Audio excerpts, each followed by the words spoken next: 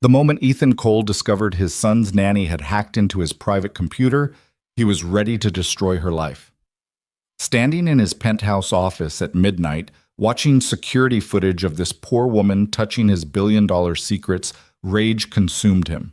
He'd trusted her with his child, and she'd betrayed that trust by breaking into the one place he'd forbidden everyone to enter. But then he saw what she'd actually done to his computer, and everything he thought he knew about power, intelligence, and worth shattered in an instant. If you want to see how a single mistake changed two lives forever, stay until the end. Drop a comment telling me what city you're watching from. I love seeing how far these stories travel. And if this hooks you, hit that like button. The glass walls of Ethan Cole's corner office reflected the Seattle skyline like a mirror of his own isolation. 32 years old, worth $3 billion, and he couldn't remember the last time he'd laughed. Not really laughed.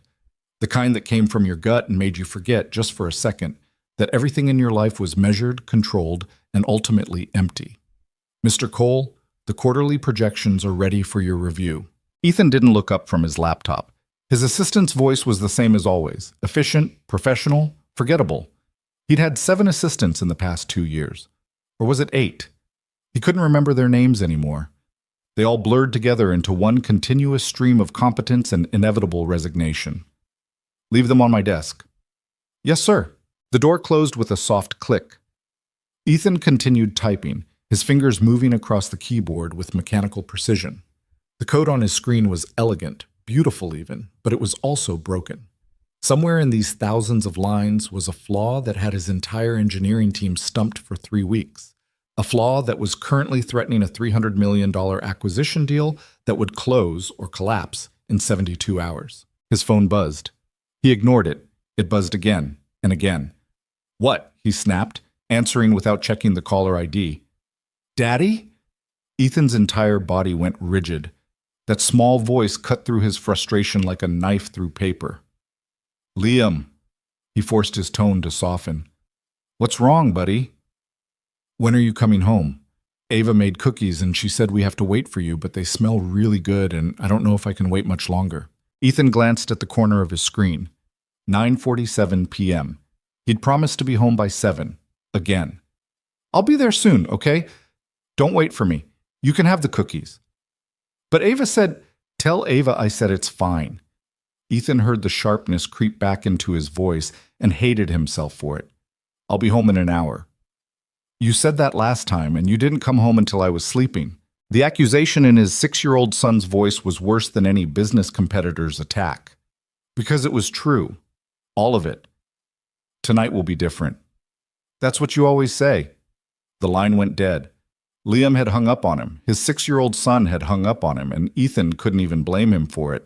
He stared at his phone, then at the broken code on his screen, then at the stack of contracts waiting for his signature. The empire he'd built after his divorce was supposed to prove something. To his ex-wife, to his father, to everyone who'd ever doubted him. But sitting here alone in his glass tower, he couldn't remember what he'd been trying to prove anymore. The penthouse was dark when Ethan finally walked through the door at 11:23 p.m. He'd broken his promise again. The cookies Liam mentioned were arranged on a plate on the kitchen counter, covered with plastic wrap. A small note was taped to the wrap in Ava's neat handwriting. Liam waited until 10. He tried really hard. Ethan picked up the note, crumpled it, then smoothed it back out and set it on the counter. The guilt was familiar now, almost comfortable in its constancy. He headed toward Liam's room, walking quietly through the sprawling penthouse that had cost him $14 million and felt worth about 14 cents. His son's door was cracked open, a nightlight casting a soft glow across the race car bed that Liam had begged for last Christmas. Liam was asleep, his small chest rising and falling peacefully. His favorite stuffed elephant was clutched in one arm. Ethan stood in the doorway, watching the only person in the world he'd ever loved unconditionally, and felt the familiar ache of knowing he was failing him. He asked about you 17 times between 7 and 9. Ethan turned to find Ava standing in the hallway behind him, her arms crossed over her chest. She wasn't smiling. She rarely smiled at him anymore. I got held up. You always get held up. Ava's voice was quiet, but there was steel underneath the softness. That boy worships you, Mr. Cole. The least you could do is pretend to care about that. I do care. Then show up. It's not complicated.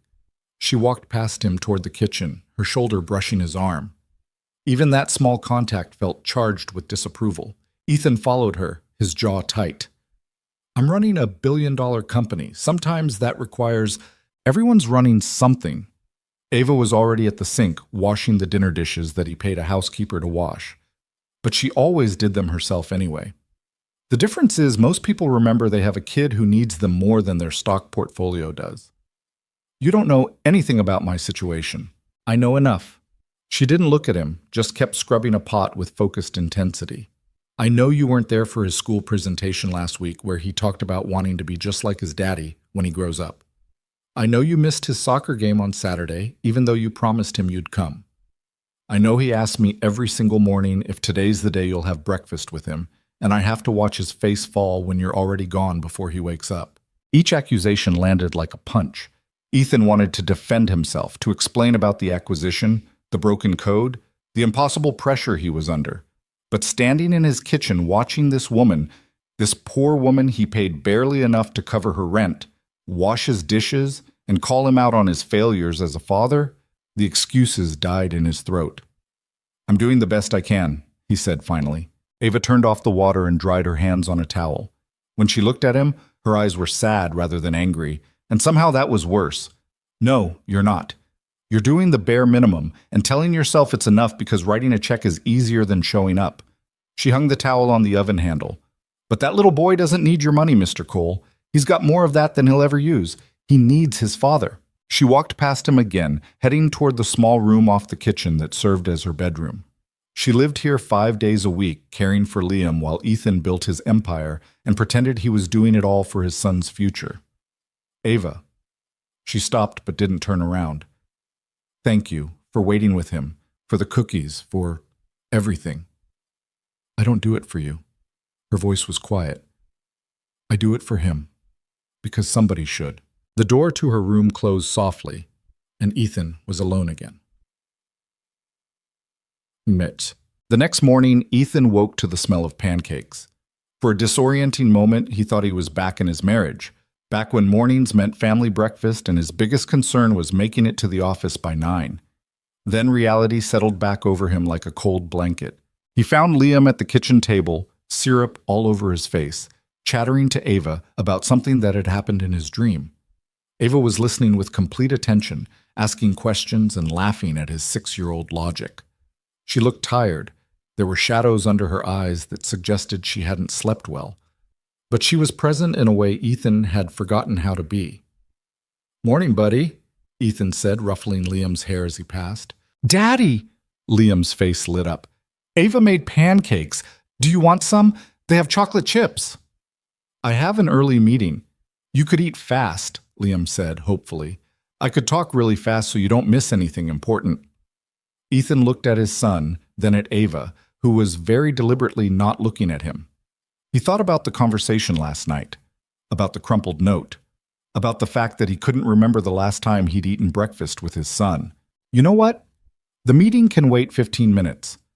Liam's entire face transformed. Really? Really. Ethan pulled out a chair and sat down. Tell me about this dream. Ava set a plate of pancakes in front of him without a word, but when their eyes met briefly, something passed between them. Not forgiveness exactly, but maybe acknowledgement. It was a start. 15 minutes turned into 25, and Ethan found himself actually listening as Liam explained his elaborate dream about fighting dragons with a sword made of lightning. The kid had an imagination that never quit. When had Ethan stopped noticing that? I gotta go to school now, Liam announced, checking the dinosaur watch on his wrist that told time he couldn't actually read yet.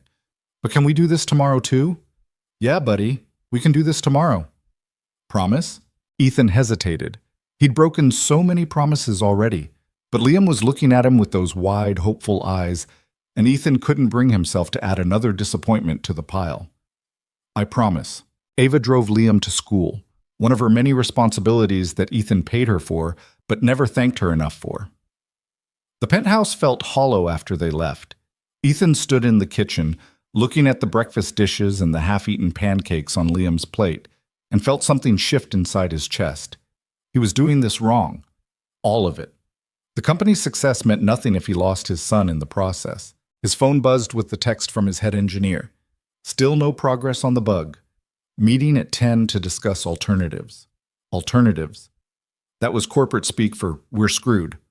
Ethan grabbed his laptop and headed to his home office. He had 3 hours before the meeting. Maybe if he looked at the code with fresh eyes, he'd see something his team had missed. Check. 4 hours later, Ethan was ready to throw his laptop through the window.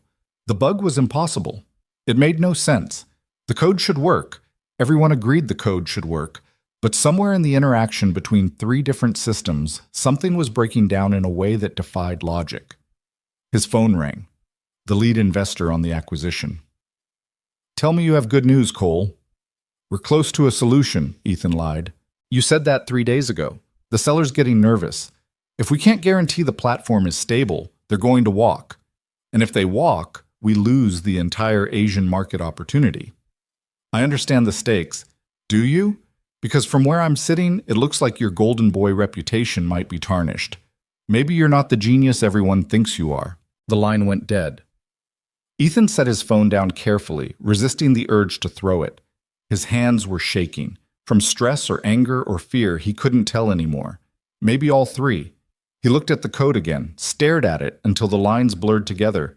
Then he got up, paced the office, sat back down and stared some more. Nothing. At 6 p.m., he called his team. "I need everyone back in the office. We're pulling an all-nighter." "Ethan, we've been staring at this for weeks. One more night isn't going to—" "One more night is all we have. Be there in an hour." He hung up and immediately felt guilty. His team had families too, lives too. But the alternative was watching $300 million disappear because he couldn't solve one impossible problem. The penthouse door opened. Ava and Liam were back from soccer practice. "Daddy!" Liam ran to him. "I scored a goal." "Well, almost. I kicked it really hard, but it went over the net. Coach said I have powerful legs." "That's great, buddy." Ethan's mind was still half on the code. "Listen, I have to go back to the office, but you promised breakfast tomorrow." Liam's face crumpled. "You promised, and we'll do breakfast. I just have to work tonight." "You always have to work." Liam's voice rose to a shout.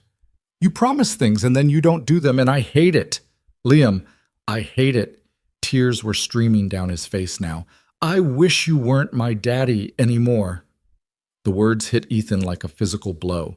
He watched his son run to his room, heard the door slam, and felt something inside him break. Ava was standing in the doorway, her expression unreadable. "Go ahead," Ethan said bitterly. "Tell me I'm a terrible father. I already know." "I wasn't going to say that." "Then what?" She walked past him into the kitchen, started unpacking groceries. "I was going to say that little boy loves you more than anything in this world, and you're breaking his heart every single day. Not because you're terrible, but because you're too scared to let yourself be anything other than busy." "That's not—" "When's the last time you did something just because it made you happy? Not for the company, not to prove something, just because it felt good?" She turned to face him. "You're so busy building this empire that you've forgotten what you're building it for." Ethan opened his mouth to argue, then closed it. Because she was right. When was the last time? He couldn't remember. "I have to solve this problem tonight, or I lose everything." "You already are losing everything." Ava's voice was gentle now. "You just can't see it yet." She left him standing there, and for the second night in a row, Ethan was alone with his failures. He went to the office. Spent 6 hours going over the code with his exhausted team. Got nowhere. At 2 a.m., he sent everyone home and stayed by himself, staring at his computer screen until the numbers and symbols stopped making sense. At 3 a.m., his phone died. He'd forgotten his charger. Ethan drove home into the pre-dawn darkness, his eyes burning, his head pounding, his entire body aching from stress and lack of sleep. The penthouse was silent when he entered. He headed straight for his office to grab his spare charger. The door was ajar. He never left it ajar. Ethan pushed it open slowly, and his blood turned to ice. Ava was sitting at his desk, his laptop open in front of her, her fingers flying across the keyboard. "What the hell are you doing?" She jumped, her hand flying to her chest. "Mr. Cole, I was just—" Get away from my computer. Now. His voice was deadly quiet. Ava stood up quickly, holding her hands up. I'm sorry. I just came in to get a phone charger and I saw... You saw what? Private company information? Confidential code? What were you doing on my laptop? He was advancing on her now, fury overwhelming every other emotion. I trusted you with my son and you repay me by stealing... I wasn't stealing anything. Her voice rose to match his. I was fixing it. Fixing what? Your bug. She pointed at the screen. The one that's been keeping you up at night for weeks. The reason you keep breaking promises to Liam. I saw it on your screen, and I... She stopped, seeming to realize how this sounded. Ethan stared at her, then at his laptop, then back at her. You fixed my bug, he said slowly. The bug that 15 of the best engineers in Seattle can't solve. You fixed it. I think so, yes. In the middle of the night, while looking for a phone charger. I know how it sounds. You know how it sounds? Ethan's laugh was harsh. It sounds insane. You're a nanny. You didn't even go to college. How could you possibly... I taught myself. Her chin lifted defiantly. Libraries are free. Online courses are free. YouTube tutorials are free. Just because I couldn't afford a fancy education doesn't mean I'm stupid. Ethan opened his mouth, then closed it. He walked to his desk, looked at the screen. At first glance, the code looked the same. Then he started reading more carefully. She'd changed maybe 50 lines, added 3 functions he hadn't thought of, restructured the data flow in a way that was so obvious in hindsight that he wanted to punch himself for missing it. And unless he was completely wrong, it would work. How did you... He couldn't finish the sentence. I've been watching you work for 6 months. Ava's voice was quieter now. Your laptop's always open when I bring you coffee. I got curious about what you were doing, so I started teaching myself. It's like solving puzzles. I'm good at puzzles. Ethan sat down slowly in his desk chair. His mind was racing, trying to process what he was seeing. Run it, Ava said softly. Test it. If I'm wrong, I'll apologize and never touch your things again. But if I'm right... Her voice trailed off, but the implication hung in the air between them. Ethan's hands were shaking as he pulled up the testing environment. He compiled the code, held his breath, hit run. The system executed perfectly. No errors, no crashes, no mysterious failures. He ran it again. Same result. A third time. Same result. Oh my God, he whispered. Did it work? Ava's voice was small, almost nervous. Ethan looked up at her. Really looked at her for the first time since she'd started working for him. Not as the nanny, not as the help, but as a person standing in his office at 3 a.m. who had just solved a problem that had stumped his entire company. You just saved a $300 million deal. Ava's eyes widened. I did? Yeah. Ethan ran his hands through his hair, a laugh bubbling up from somewhere deep in his chest. A real laugh, the kind he'd forgotten he was capable of. Yeah, you really did. They stared at each other in the dim office light. Outside, dawn was starting to break over Seattle. Inside, something had shifted that neither of them fully understood yet. I should go, Ava said finally. I'm sorry for using your computer without permission. I just saw the problem and I couldn't help myself. Don't apologize. Ethan stood up. I should be thanking you. I should be... He trailed off, not sure what he should be doing. His entire worldview had just been turned upside down. Get some sleep, Mr. Cole. You look exhausted. She left quietly, and Ethan sat alone in his office as the sun rose, staring at the code on his screen and thinking about library books and free online classes and a woman who had been invisible to him for 6 months while being smarter than half his engineering department. Ethan called an emergency morning meeting with his team at 8 a.m. He was running on 3 hours of sleep and enough adrenaline to power a small city. The bug is fixed, he announced without preamble. His lead engineer blinked. What? The bug. It's fixed. I'm sending you the updated code now. The room erupted in chaos as everyone pulled up the code on their laptops, started running tests, comparing notes. Ethan watched their faces go from skepticism to confusion to stunned relief. How did you do this? Someone asked. When did you do this? Someone else added. That data restructure is brilliant, his lead engineer said slowly. Why didn't we think of this? I didn't, Ethan said. Someone else did. Who? Ethan hesitated. He could take the credit. No one would ever know. But he thought about Ava's hands flying over his keyboard, about library books and free courses, about the quiet determination in her voice when she'd said she was good at puzzles. I'll introduce you later. Right now, let's make sure this actually works in production. It took 6 hours of rigorous testing, but the code held. It didn't just work. It improved system performance by 18% across the board. The acquisition deal was saved. The Asian market opportunity was back on track. And Ethan's reputation as a genius was intact, except he wasn't the genius. His son's nanny was. That night, Ethan came home at 6 p.m. on purpose. Liam nearly fell over in shock. You're here! I promised breakfast tomorrow, remember? Figured I should actually be here to deliver on that promise. Liam launched himself at Ethan's legs, hugging him so tightly it hurt. Ethan picked him up, even though Liam was getting too big for that, and carried him to the kitchen where Ava was making dinner. She looked up when they entered, her expression guarded. You're home early, she said carefully. The crisis is over, thanks to you. She turned back to the stove. I'm glad it worked. It more than worked. It was brilliant. It was obvious. To you, maybe. Ethan set Liam down and watched his son run off to play with his toys. Can we talk? After Liam goes to bed? Ava's shoulders tensed. If this is about me using your computer, it's not. I mean, it is, but not the way you think. He paused. Please? She nodded slowly. Okay. The rest of the evening was almost normal. Ethan had dinner with Liam, helped with bath time, read 3 bedtime stories instead of the usual one. By the time Liam finally fell asleep, Ethan felt more like a father than he had in months. He found Ava in the kitchen cleaning up. Always cleaning, always working, always taking care of the details he never noticed. You don't have to do that, he said. We have a housekeeper. I like doing it. Keeps my hands busy. She didn't look at him. What did you want to talk about? Ethan pulled out a chair at the kitchen table. Sit, please. She dried her hands and sat across from him, her posture defensive. How long have you been teaching yourself programming? About 3 years, since before I started working here. Why? Ava shrugged. I like understanding how things work, and it seemed useful. Tech jobs pay better than cleaning houses, which is what I was doing before this.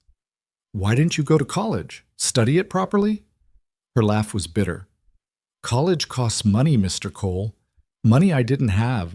My parents died when I was 19, left me with a 14-year-old sister and a pile of medical debt. So instead of college, I got 2 jobs and figured out how to keep us both alive. Ethan felt something twist in his chest. I didn't know. Why would you? You never asked about my life. I'm just the help. You're not... He stopped. Because hadn't that been exactly how he'd treated her? As a convenient service he paid for? You're right. I've been an ass. That surprised her into looking up. I didn't say that. But it's true. He leaned forward. I've been so focused on my own problems that I never saw you, really saw you. And that's my failure, not yours. What's this about, Mr. Cole? I want to offer you a job. A real job. In my company. We need people who can think the way you think, solve problems the way you solve them. Ava's expression shuddered immediately. I'm not looking for charity. It's not charity. You'd be earning it. You saved us $300 million last night. That's worth more than... No. She stood up abruptly. Thank you for the offer, but no. Why not? Because I know how this works. Rich guy feels guilty, offers the poor girl a handout, everyone feels better about themselves, and nothing actually changes. Her voice was sharp. I don't need you to rescue me, Mr. Cole. I'm doing fine on my own. I'm not trying to rescue you. Then what are you trying to do? She crossed her arms. Because from where I'm standing, it looks like you just discovered your nanny isn't completely stupid, and now you want to parade that around like some kind of trophy. Look, everyone, I'm not a snob. I hired the poor girl. The accusation stung because there was a kernel of truth in it. Ethan had been thinking about how good it would look, bringing in someone with Ava's background. A feel-good story for the press. You're right, he said quietly. I wasn't thinking about what you wanted. I was thinking about what would make me look good. That seemed to surprise her again. Oh, For what it's worth, the offer is genuine. You're brilliant. My company would be lucky to have you. But I understand if you don't trust that coming from me." He stood up. "I'm sorry for treating you like you were invisible, for not seeing how hard you work or how talented you are. You deserved better." He started to leave the kitchen, but her voice stopped him. "Mr. Cole?" "Yeah?" "Did you mean what you said about breakfast tomorrow?" "I did. I'm going to try harder, with Liam, with everything." Something in her expression softened. "That's all he wants, for you to try." "I know. I'm starting to understand that." After she left, Ethan sat alone in his kitchen thinking about invisible people and missed opportunities and the strange turn his life had just taken. He'd spent 6 months working side by side with someone extraordinary and had never bothered to notice. What else had he been missing? Ethan kept his promise about breakfast. He showed up at the table the next morning with wet hair and wrinkled clothes because he'd overslept his alarm. But he was there. Liam's face when he saw his father sitting at the kitchen table was worth every minute of lost sleep. "You came!" Liam scrambled into his chair so fast he nearly knocked over his juice. "I told you I would. But you tell me lots of things." Liam said it matter-of-factly, without accusation, which somehow made it worse. Ava set a plate of scrambled eggs in front of Ethan without comment. Their eyes met briefly. She'd pulled her dark hair back in a ponytail, and there were still shadows under her eyes that suggested she hadn't slept well either. He wondered if she'd been up thinking about their conversation, about his clumsy job offer, and her sharp rejection. "These eggs are really good," Ethan said, taking a bite. "Ava taught me how to crack them," Liam announced proudly. "I only got a little bit of shell in the bowl." "We fished it out," Ava added, the corner of her mouth twitching slightly. It was such a small moment, such a normal moment, and Ethan realized he'd been missing thousands of them. All these little pieces of his son's life that were happening without him, while he sat in his office solving problems that suddenly seemed a lot less important. After breakfast, Ava drove Liam to school like always, and Ethan went to his office like always, except nothing felt like always anymore.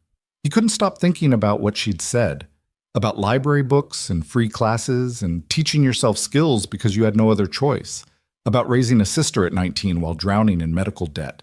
He pulled up Ava's employment file. The background check his company had run was standard: criminal history, credit check, references. All clean. But it told him nothing about who she actually was. Just that she'd worked as a house cleaner for 3 years before applying to be Liam's nanny, that she lived in a studio apartment in a neighborhood Ethan had never visited, and that she'd listed her younger sister as her emergency contact. He closed the file, feeling like a creep for even looking. His phone buzzed with a text from his lead engineer. "Investor meeting at 2. They want to see the fix in action." Right. The fix that Ava had created while looking for a phone charger. The fix that was about to make Ethan look like a hero to a room full of people who had no idea the hero was actually a 30-year-old woman who taught herself programming from YouTube videos. He should tell them.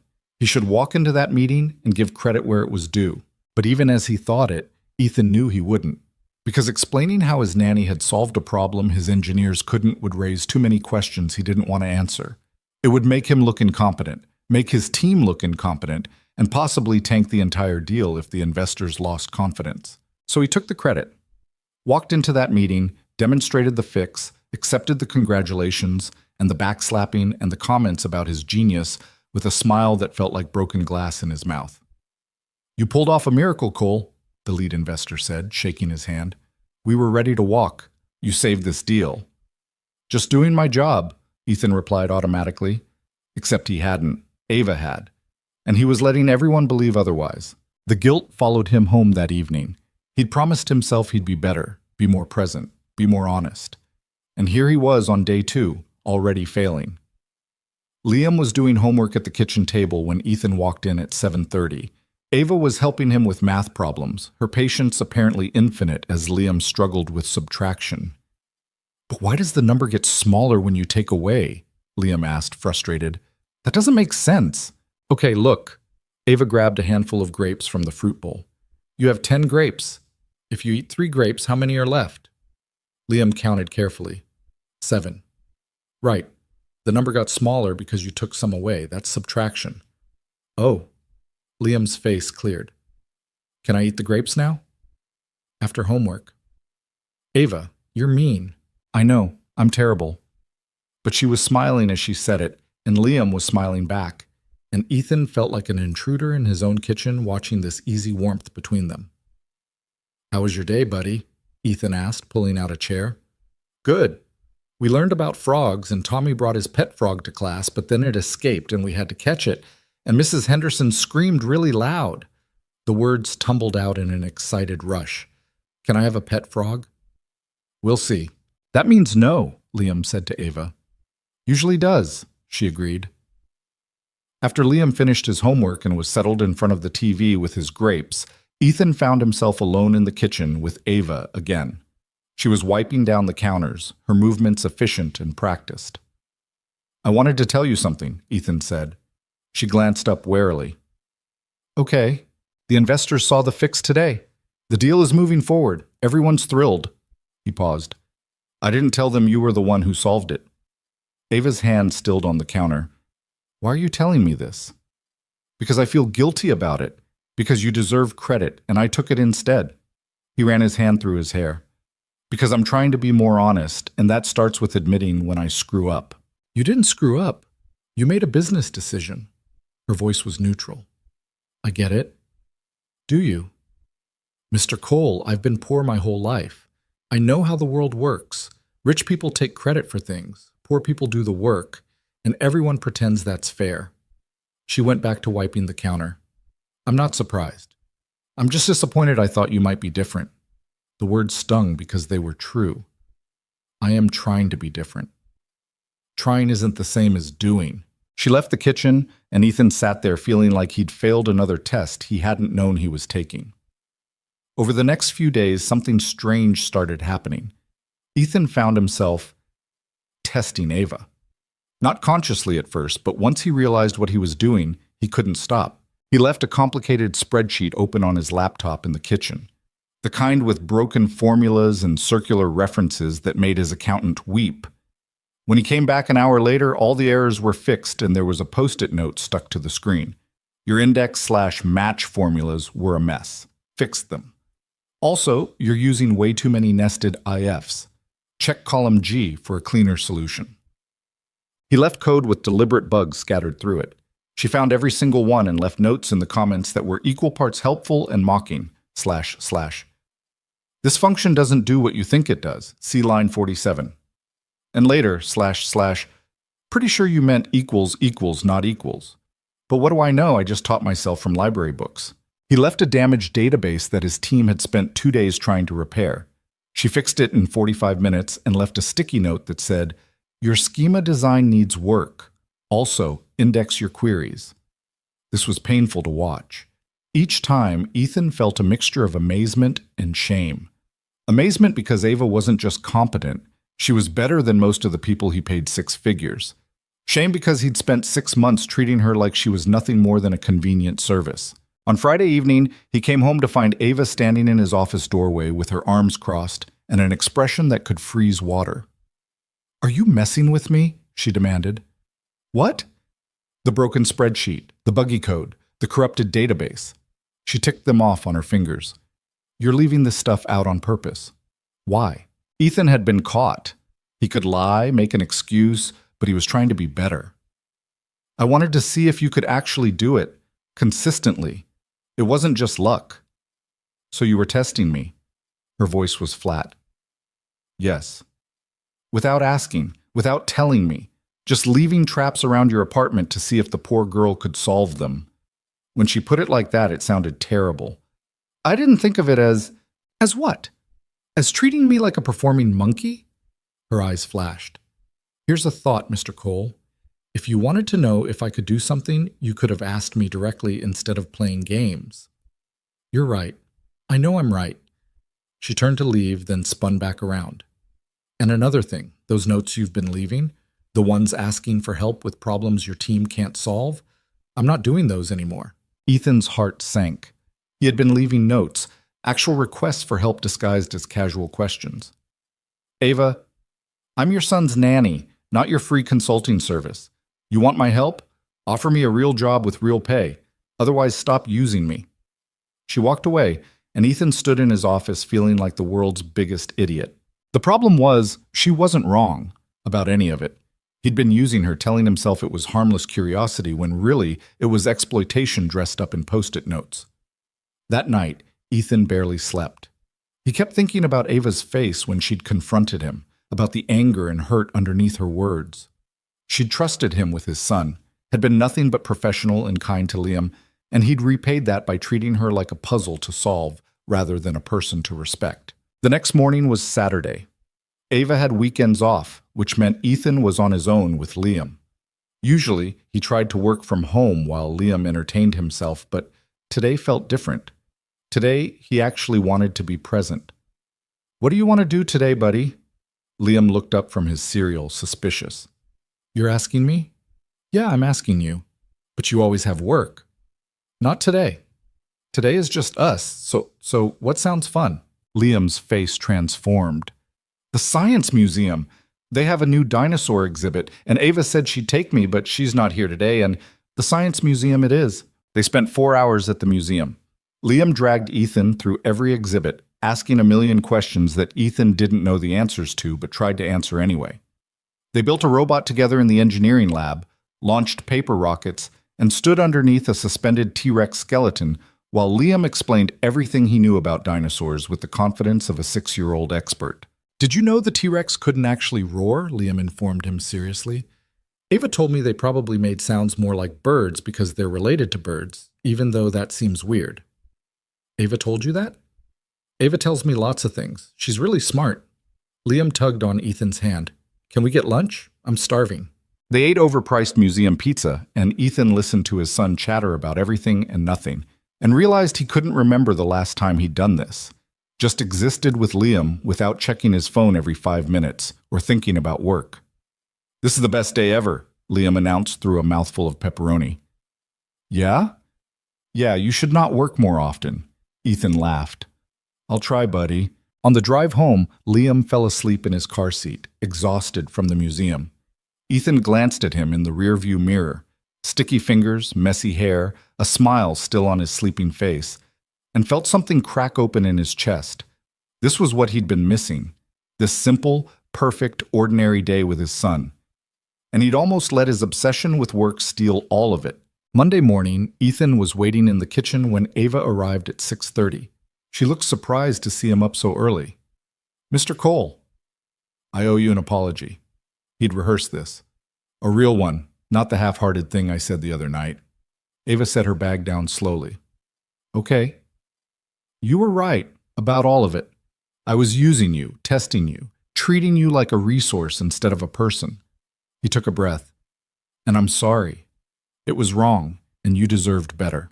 She studied his face for a long moment. "Are you going to stop?" "Yes." "Just like that?" "Just like that." He paused. "I spent Saturday with Liam at the Science Museum. He told me about a dozen things you taught him, and I realized you've been doing more than just watching my kid. You've been raising him in all the ways I haven't." Ava's expression softened slightly. "He's a good kid. Easy to teach." "He is, and that's partly because of you." Ethan hesitated. "I meant what I said about the job offer. Not as charity, not as some publicity stunt, but because you're genuinely talented and my company needs people like you. But I understand if you don't trust that coming from me." "I don't," she said bluntly. "Not yet." "Fair enough." He grabbed his briefcase. "For what it's worth, I'm going to try to earn that trust. No more tests, no more games, just honesty." "We'll see," Ava said, but her tone was less sharp than before. It was a start. The following week, Ethan had a massive company event scheduled at his penthouse. A networking thing for investors and executives, the kind of evening he normally dreaded but tolerated because it was good for business. Usually Ava took Liam out during these events, got him dinner somewhere, and brought him back after the crowds left. But this time, one of the guests arrived early, Marcus Chen, a venture capitalist with more money than sense and an ego to match. Ethan was still setting up when Marcus walked in uninvited, already on his second scotch based on the smell. "Cole, hell of a place you've got here." Marcus clapped him on the shoulder too hard. "Heard about that miracle fix you pulled off. Saved the Asia deal, didn't you?" "Something like that." "Brilliant work." "That's why I backed you, you know." You've got instincts these code monkeys from Stanford don't have. Ethan forced a smile. Marcus was an important investor, which meant he had to be tolerated even when he was insufferable. The door opened and Ava walked in with Liam, back from picking him up from school. She froze when she saw Marcus. "Oh, sorry, Mr. Cole. I didn't realize your guests were here already." "They're not supposed to be," Ethan said pointedly, looking at Marcus. But Marcus wasn't paying attention to Ethan. He was looking at Ava with the kind of dismissive once-over that made Ethan's jaw tighten. "The help, I presume?" Marcus said. "Tell me, sweetheart, where's the kitchen? I need a refill." Ava's face went carefully blank. "Through that door." "You're not going to offer to get it for me?" Marcus's tone was joking, but there was an edge underneath. "I'm the nanny, not the bartender." "Ava," Ethan said quietly, "why don't you take Liam to his room?" She nodded and ushered Liam away quickly, but not before Ethan saw the flash of anger in her eyes. Liam was asking questions as they left, his young voice curious about why the man was being rude to Ava. "Bit uppity for a nanny, isn't she?" Marcus said once they were gone. "She's good at her job, I'm sure." Marcus refilled his own drink. "But you want to watch that. Give the help too much rope, and they start thinking they're equal. Next thing you know, she'll be demanding a raise and asking for weekends off." Ethan's hands clenched into fists. "Ava already has weekends off, and she's not the help. She's an employee I value." "Employee," Marcus laughed. "That's rich. She's a nanny, Cole. Glorified babysitter. Don't get soft just because she's easy on the eyes." Before Ethan could respond, other guests started arriving, and he had to play host. But Marcus's words stayed with him, sour in his mouth. This was his world. These were the people he did business with, the people whose money funded his company. And they were casually cruel in a way he'd stopped noticing until Ava held up a mirror. The event went late. By the time the last guest left around 11, Ethan was exhausted and angry in equal measure. He'd had to listen to Marcus hold court all evening, making jokes at the expense of anyone he deemed beneath him. The wait staff, the catering company, even Ethan's assistant who'd stopped by briefly. He found Ava in Liam's room reading to him even though it was past his bedtime. "Is the scary man gone?" Liam asked when Ethan appeared in the doorway. "He's gone, buddy." "Good. I didn't like him. He was mean to Ava." "I didn't like him either," Ethan admitted.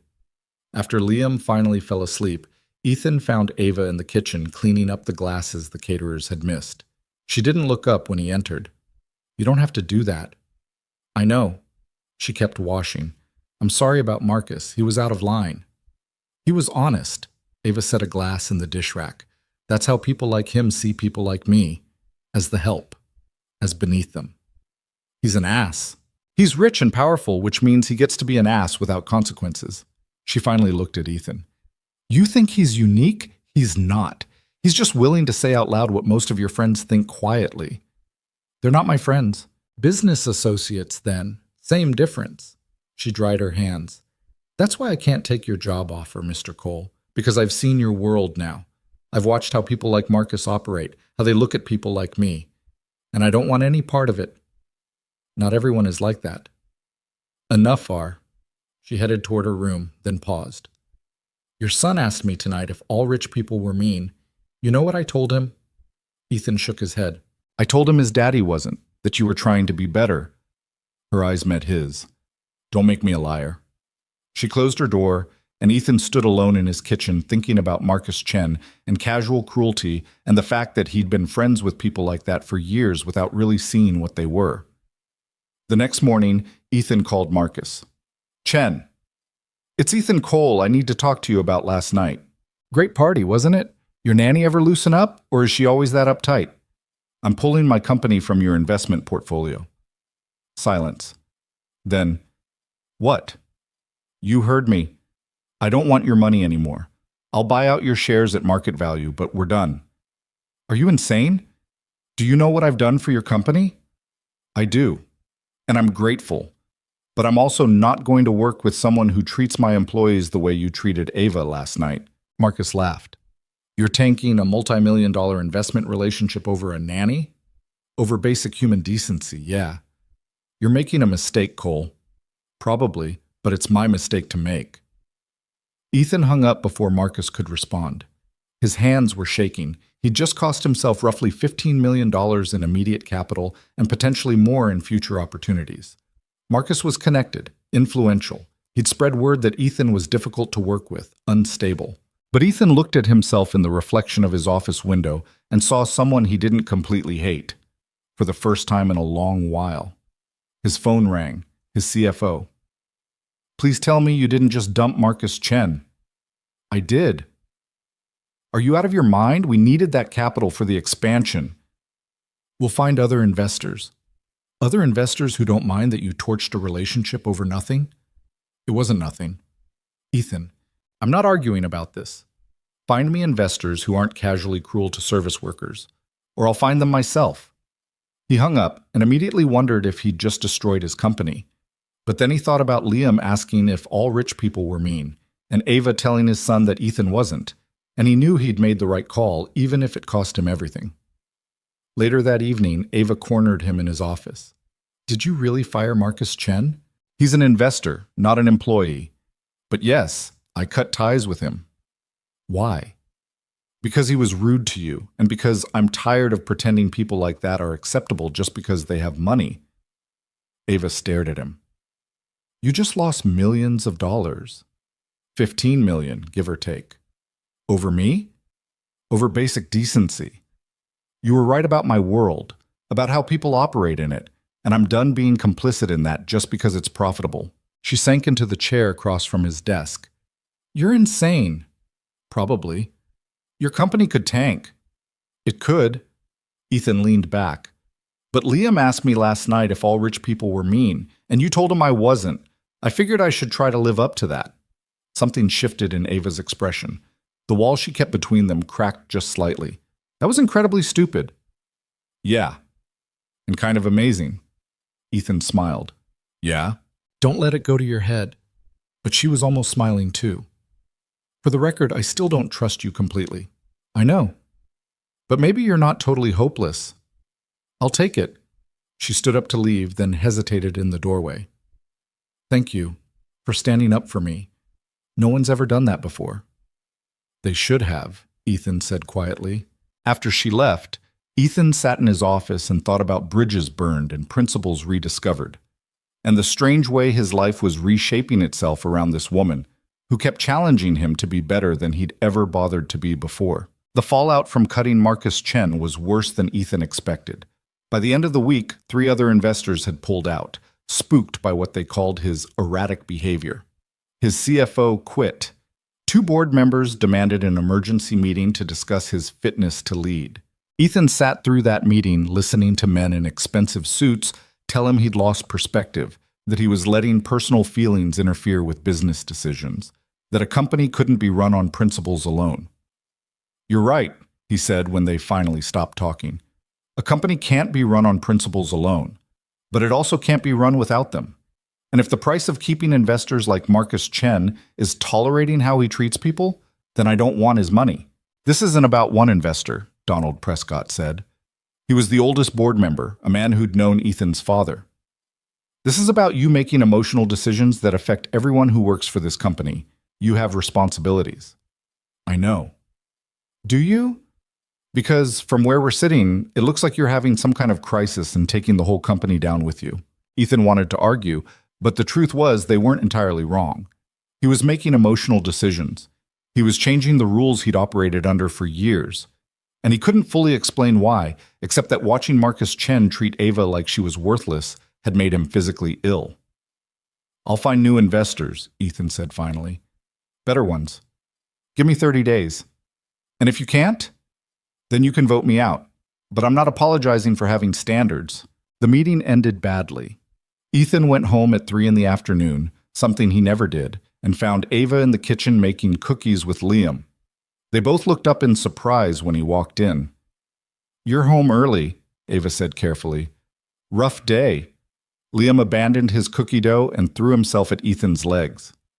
"Can you help us? We're making chocolate chip cookies, but Ava says I can't eat all the dough even though it tastes really good." "Raw eggs will make you sick, buddy." "That's what Ava said." Liam looked betrayed by this conspiracy. Ethan picked him up even though his arms were tired and his head was pounding. "You want to know a secret?" Liam nodded eagerly. When I was your age, I ate cookie dough all the time and never got sick, so maybe just one more bite. Ethan, Ava said warningly. What? I'm teaching him about calculated risks. You're teaching him to ignore safety rules. Same thing.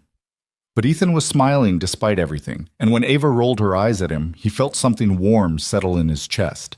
They spent the afternoon making cookies. Well, Ava made cookies while Ethan and Liam mostly made a mess, but nobody seemed to mind. Liam chattered constantly about school and his friends and a game he wanted to play, and Ethan listened and responded and tried not to think about the company crisis waiting for him. After Liam went to bed, Ava found Ethan standing on the balcony staring out at the Seattle skyline. The city lights stretched out below like scattered stars. Want to talk about it? She asked. Not really. She leaned against the railing beside him. The board meeting didn't go well. How did you be? You came home at 3 in the afternoon looking like someone kicked your dog. Doesn't take a genius to figure out something went wrong. Ethan laughed without humor. They think I'm having a breakdown, that I'm making reckless decisions that could destroy the company. Are you? Maybe. He rubbed his face. I don't know anymore. I used to be so sure about everything. Business was business. You made decisions based on profit and growth and market share. Feelings didn't enter into it. What changed? You did. He looked at her. Watching Marcus treat you like you were nothing and realizing I'd been friends with people like that for years without caring, it made me see everything differently. Ava was quiet for a long moment. The wind whipped her hair around her face, and she pushed it back absently. You know you can't save the world by firing a few jerks, right? I know. And you definitely can't save me. I don't need saving. I know that too. Then what are you doing? Ethan turned to face her fully. Trying to be someone my son won't be ashamed of. Trying to build something that matters instead of just something that makes money. Trying to figure out who I am when I'm not just the guy who wins. That's a lot of trying. Yeah. He smiled slightly. Doesn't mean I'm succeeding. No, Ava agreed. But at least you're trying. That's more than most people do. They stood in comfortable silence for a while, and Ethan realized this was becoming a pattern. These quiet moments with Ava, where he didn't have to pretend to have all the answers, where he could just be tired and uncertain and still feel okay. I should go to bed, Ava said finally. Early morning tomorrow. Ava? She paused. Thank you. For the cookies, for listening. For not telling me I'm an idiot even though I probably am. You're welcome. She started to leave, then turned back. For what it's worth, I think you did the right thing. With Marcus, it was stupid and costly and probably going to cause you all kinds of problems, but it was right. She left him on the balcony, and Ethan stood there thinking that maybe stupid and right was better than smart and wrong. The next 2 weeks were brutal. Ethan worked 18-hour days trying to find new investors, pitching the company to anyone who would listen. He struck out more often than not. Word had spread about the Marcus Chen situation, and potential investors were wary. I heard you're unreliable, one venture capitalist said bluntly during a pitch meeting, that you make decisions based on personal grudges rather than sound business strategy. I make decisions based on values, Ethan corrected. Same thing, in my experience. The man closed his portfolio. I'm going to pass. Ethan kept his breakfast promise to Liam, but there were mornings when he was so exhausted he could barely keep his eyes open. Ava started making him coffee without being asked, strong enough to strip paint, and leaving it on the table with a look that said she knew exactly how close to the edge he was running. You need to sleep, she told him one morning after Liam left for school. I need to save my company. You need to not die of a heart attack before you're 40. She crossed her arms. When's the last time you slept more than 4 hours? I don't know. Tuesday? That was 6 days ago. Was it? Time had become elastic, measured in pitch meetings and rejected proposals rather than days of the week. Ava grabbed his coffee cup before he could drink it. You're taking a nap. I have a meeting at 11. I'll wake you at 10:30. That gives you 3 hours. She pointed toward his bedroom. Go. You can't just order me around. I'm your boss. And I'm the person making sure you don't collapse in front of your kid. Go to bed, Mr. Cole. Ethan was too tired to argue. He stumbled to his room, fully intending to lie down for 20 minutes and then get back to work. Instead, He crashed hard and didn't wake up until Ava shook his shoulder at 10:15. "You have 45 minutes," she said. "I moved your meeting to 11:30. "You're welcome." He blinked at her groggily. "How did you— Your assistant's number is in your phone. I told her you were sick and needed to reschedule. She was very understanding." "You pretended to be me." "I pretended to be your assistant. There's a difference." Ava set a fresh cup of coffee on his nightstand. "Now get up and shower. You look like death." After she left, Ethan sat on the edge of his bed, holding the coffee, and trying to remember the last time someone had taken care of him like this. Not as an employee doing a job, but as a person who actually seemed to care whether he burned himself out. He couldn't. The meeting at 11:30 was with a small investment firm out of Portland. Ethan wasn't expecting much. They managed maybe a tenth of what Marcus Chen's fund did, but he was running out of options. "I'll be honest with you, Cole," the senior partner said after Ethan finished his pitch. "We heard about the Marcus Chen situation." Here it comes, Ethan thought. "And we liked what we heard." Ethan blinked. "You did?" "Chen's a bully who's gotten away with terrible behavior for years because he has money. Standing up to him took guts." The woman leaned forward.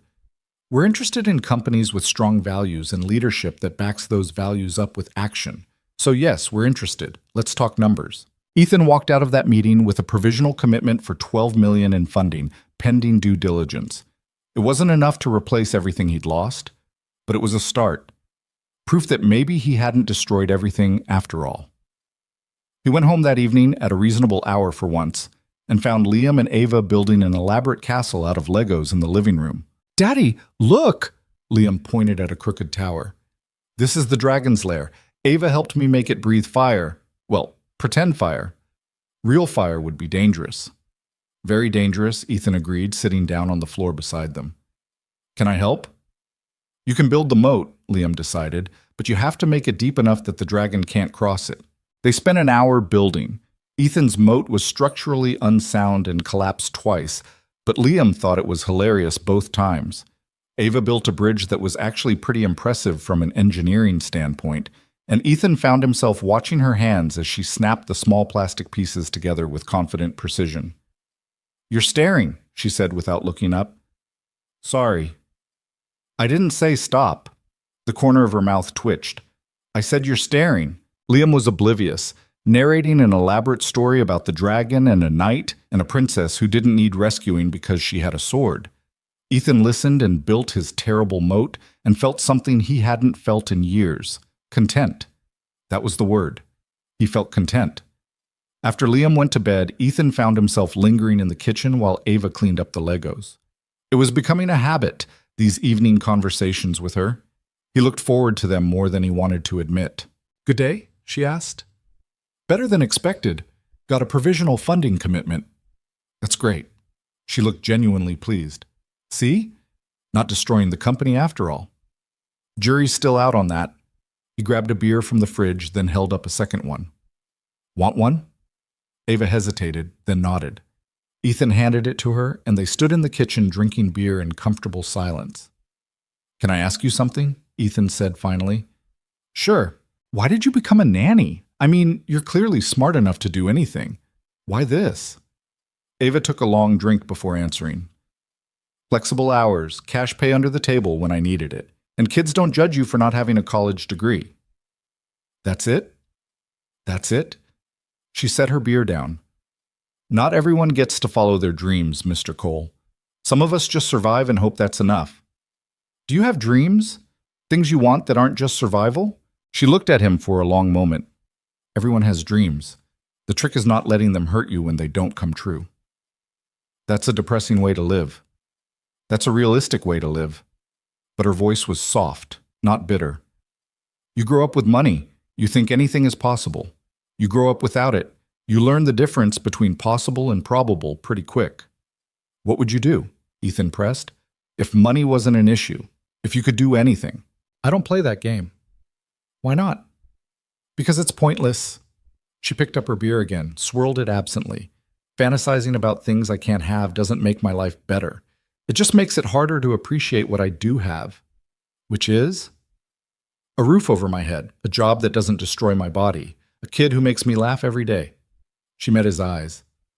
"That's more than a lot of people get." Ethan felt something twist in his chest. You deserve more than that. Everyone deserves more than they get. That's life.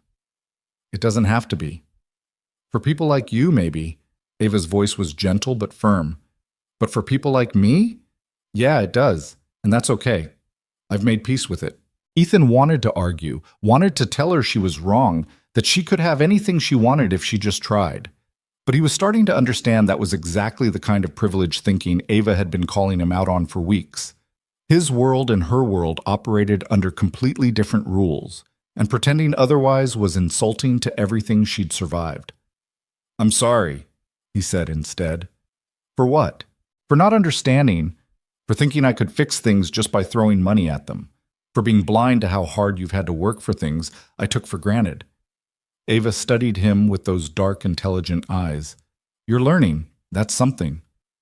Is it enough? I don't know yet. She finished her beer and set the bottle on the counter. But you're trying. That counts for something.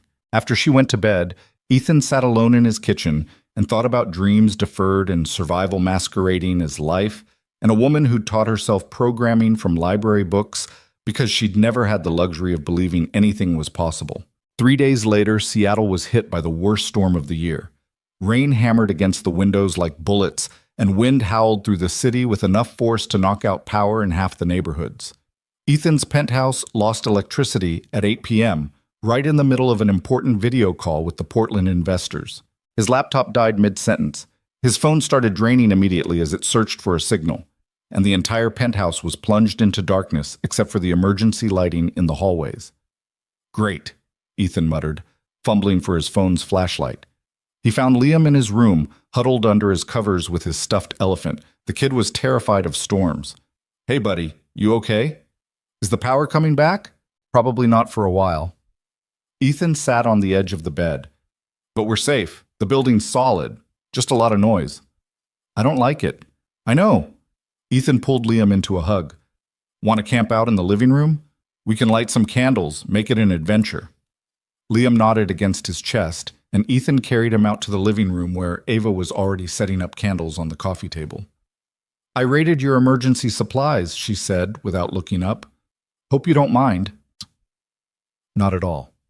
She'd found blankets and pillows, created a sort of nest on the floor in front of the dead fireplace. Liam immediately crawled into it, and Ava settled beside him with a flashlight and a book. Want me to read to you? She asked. Yes, please. Ethan watched them in the candlelight, Ava's calm voice reading some adventure story about pirates while Liam slowly relaxed against her shoulder.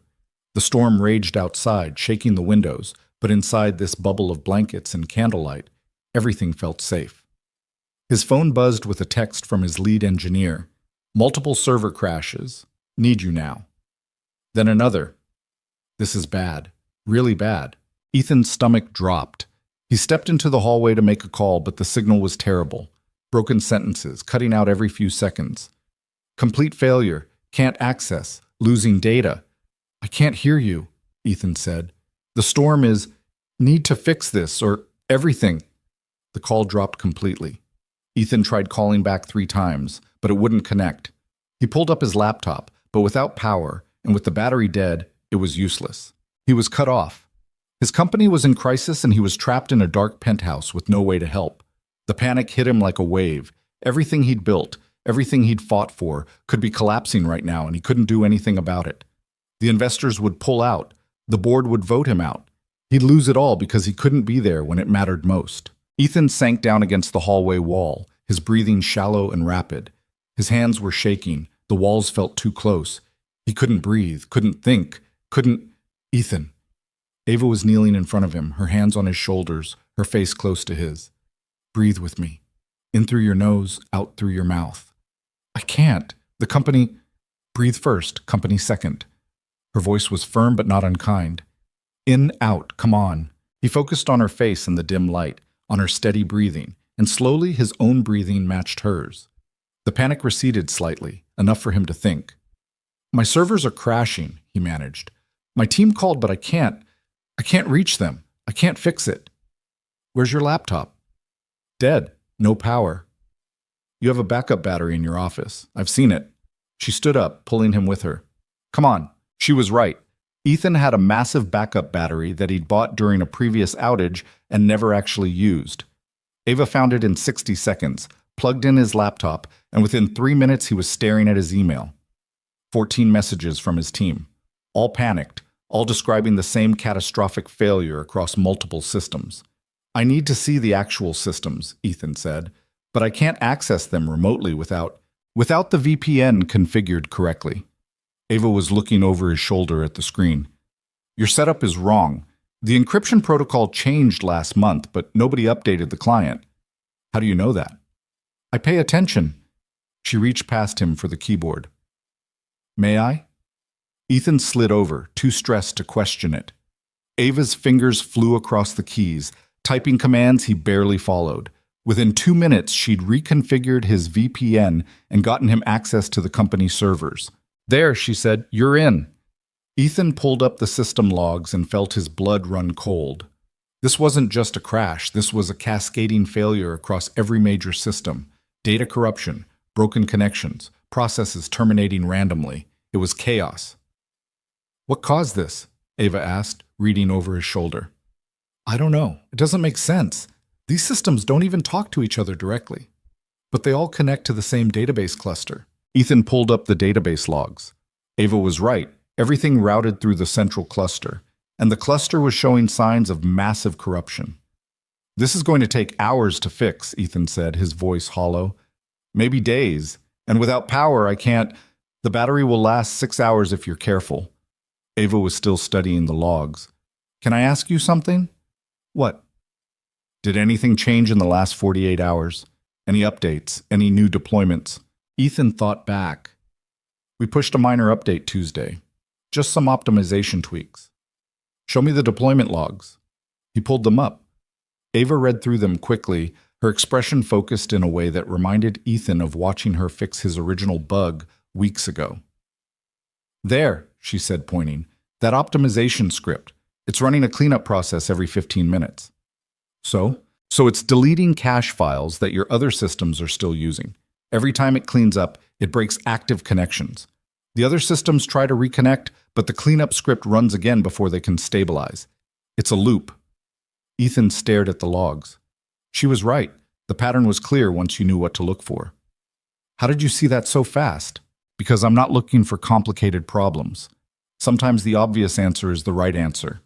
She stood up. "Kill the cleanup script, restart the database cluster, and your system should stabilize. It can't be that simple. Try it." Ethan did, disabled the script, initiated a manual restart of the database cluster, and watched as slowly, painfully, the system started stabilizing. Error rates dropped, connections restored. Data started flowing normally again. "Oh my God," he breathed. "Is it working?" "Yeah, it's working." He looked up at her. "You just saved my company. Again." Ava shrugged. "I just saw a pattern. You would have found it eventually." "No, I wouldn't have. I was panicking. I couldn't think straight." He stood up, and suddenly they were very close in the small office, lit only by candlelight and the laptop screen. "You're incredible. Do you know that?" "I'm observant. There's a difference." "Ava," she stepped back slightly, breaking the moment. "You should call your team. Let them know it's fixed." "Right. Yeah." Ethan grabbed his phone, but the signal was still terrible. He managed to send a text that hopefully got through, but there was no way to know. They stood in awkward silence for a moment, the tension from seconds before still hanging in the air. "I should check on Liam," Ava said finally. "Ava, wait." She paused in the doorway. "Thank you. Not just for fixing the problem, but for..." He struggled to find the words. "For being here. For keeping me from completely falling apart." "You're welcome." Her voice was soft. "But Ethan, you need to stop thinking I'm some kind of miracle worker. I'm just a person who pays attention." "You're more than that." "No, I'm not. And you need to stop putting me on a pedestal. It's not fair to either of us." She left before he could respond, and Ethan stood in his dark office thinking about pedestals and panic attacks, and the way his heart had sped up when she'd been close enough to touch. He was in trouble, the kind of trouble that had nothing to do with his company and everything to do with the woman who'd just walked away. Ethan went back to the living room to find Liam asleep in the nest of blankets and Ava sitting by the window watching the storm. The rain had intensified, sheets of water streaming down the glass. "Is everything okay?" she asked without looking at him. "With the company?" "Yeah, thanks to you." "You keep saying that." "Because it keeps being true." He sat down beside her, keeping a careful distance. "Can I ask you something personal?" "Depends on the question. Earlier when you said I was putting you on a pedestal, why did that bother you?" Ava was quiet for a long moment. "Because pedestals are lonely, and because people on pedestals always fall eventually, and then whoever put them there gets disappointed." "I'm not going to be disappointed. You don't know that." She finally looked at him. "You're seeing me through this lens of me being special or different because I can code and solve problems. But that's not who I am. That's just something I can do." "Then who are you?" "I'm tired, Mr. Cole. I'm tired and scared and doing my best to keep my head above water, same as everyone else. I'm not a genius. I'm not going to save your company or change your world. I'm just trying to survive." "You're doing more than surviving." "Am I?" Her laugh was bitter. "I live in a room off someone else's kitchen. I take care of someone else's kid. I fix someone else's problems. That's not a life. That's just existing." "Then change it. Take the job I offered. Build something of your own. With what capital? What connections? What safety net?" She shook her head. "You don't understand what it's like to risk everything when you have nothing. One wrong move and I'm back to cleaning houses or worse. At least this job is stable. You're afraid." "Of course I'm afraid." Her voice rose slightly. Then she glanced at Liam to make sure she hadn't woken him. "I've been afraid my whole life. Afraid of losing the apartment. Afraid of my sister not having enough to eat. Afraid of getting sick because I can't afford a doctor. Fear is what keeps me alive." "It's also what's keeping you trapped." "And what are you trapped by?" She shot back. "Money? Success? The need to prove you're better than your father? We're all trapped by something, Ethan. At least my cage keeps me safe." It was the first time she'd called him by his first name. He noticed it, and from the slight widening of her eyes, so did she. "I should go to bed," she said quickly. "Ava, don't." She stood up. "Whatever you're about to say, don't. I work for you. You're my boss. This—" She gestured between them. "Whatever this is, it can't happen." "What if I don't want to be your boss anymore?" "Then I'd be unemployed, which would solve exactly nothing." She wrapped her arms around herself. "I know how this story goes. Rich guy falls for the help, makes her all kinds of promises, and then reality sets in and she's left with nothing. I won't do that to myself." "I'm not going to hurt you." "You can't promise that. Nobody can." She started toward her room, then paused. "For what it's worth, I wish things were different. I wish I could be the kind of person who takes risks and believes in happy endings. But I'm not, and I can't." She disappeared into her room, and Ethan sat alone by the window watching the storm and wondering when exactly he'd started falling for a woman who was convinced he'd only let her down. The power came back on at 3 a.m., sudden and jarring. Ethan was still on the couch, having given up on sleep. His phone immediately started buzzing with messages from his team, confirming that the systems were stable, that the crisis was over, that everything was functioning normally. But nothing felt normal anymore. Ethan stared at the messages and thought about what Ava had said, about fear and survival and the difference between existing and living, about pedestals and disappointment and all the ways he could hurt her without meaning to. She was right to keep her distance. He was a mess. His life was a mess, and she deserved better than being his emotional rescue plan. But knowing that didn't change how he felt. The storm finally broke as dawn approached, leaving the city washed clean and quiet. Ethan watched the sunrise from his balcony and made a decision. He wouldn't push Ava, wouldn't make her uncomfortable or put her in a position where she felt she had to choose between her job and her principles. But he also wouldn't give up on showing her that she was worth more than surviving, that she deserved more than safety and fear. Even if it took forever. Even if she never believed him. The morning after the storm felt like waking up in a different world. Everything looked sharper, cleaner, like the rain had washed away more than just the dirt. Ethan made breakfast with Liam, careful not to meet Ava's eyes across the kitchen. The silence between them was thick with everything unsaid from the night before. "Can we go to the park today?" Liam asked through a mouthful of pancake. The storm probably made huge puddles, and I want to jump in them. I have meetings all day, buddy. Liam's face fell in that way that made Ethan hate himself. You always have meetings. I know. I'm sorry.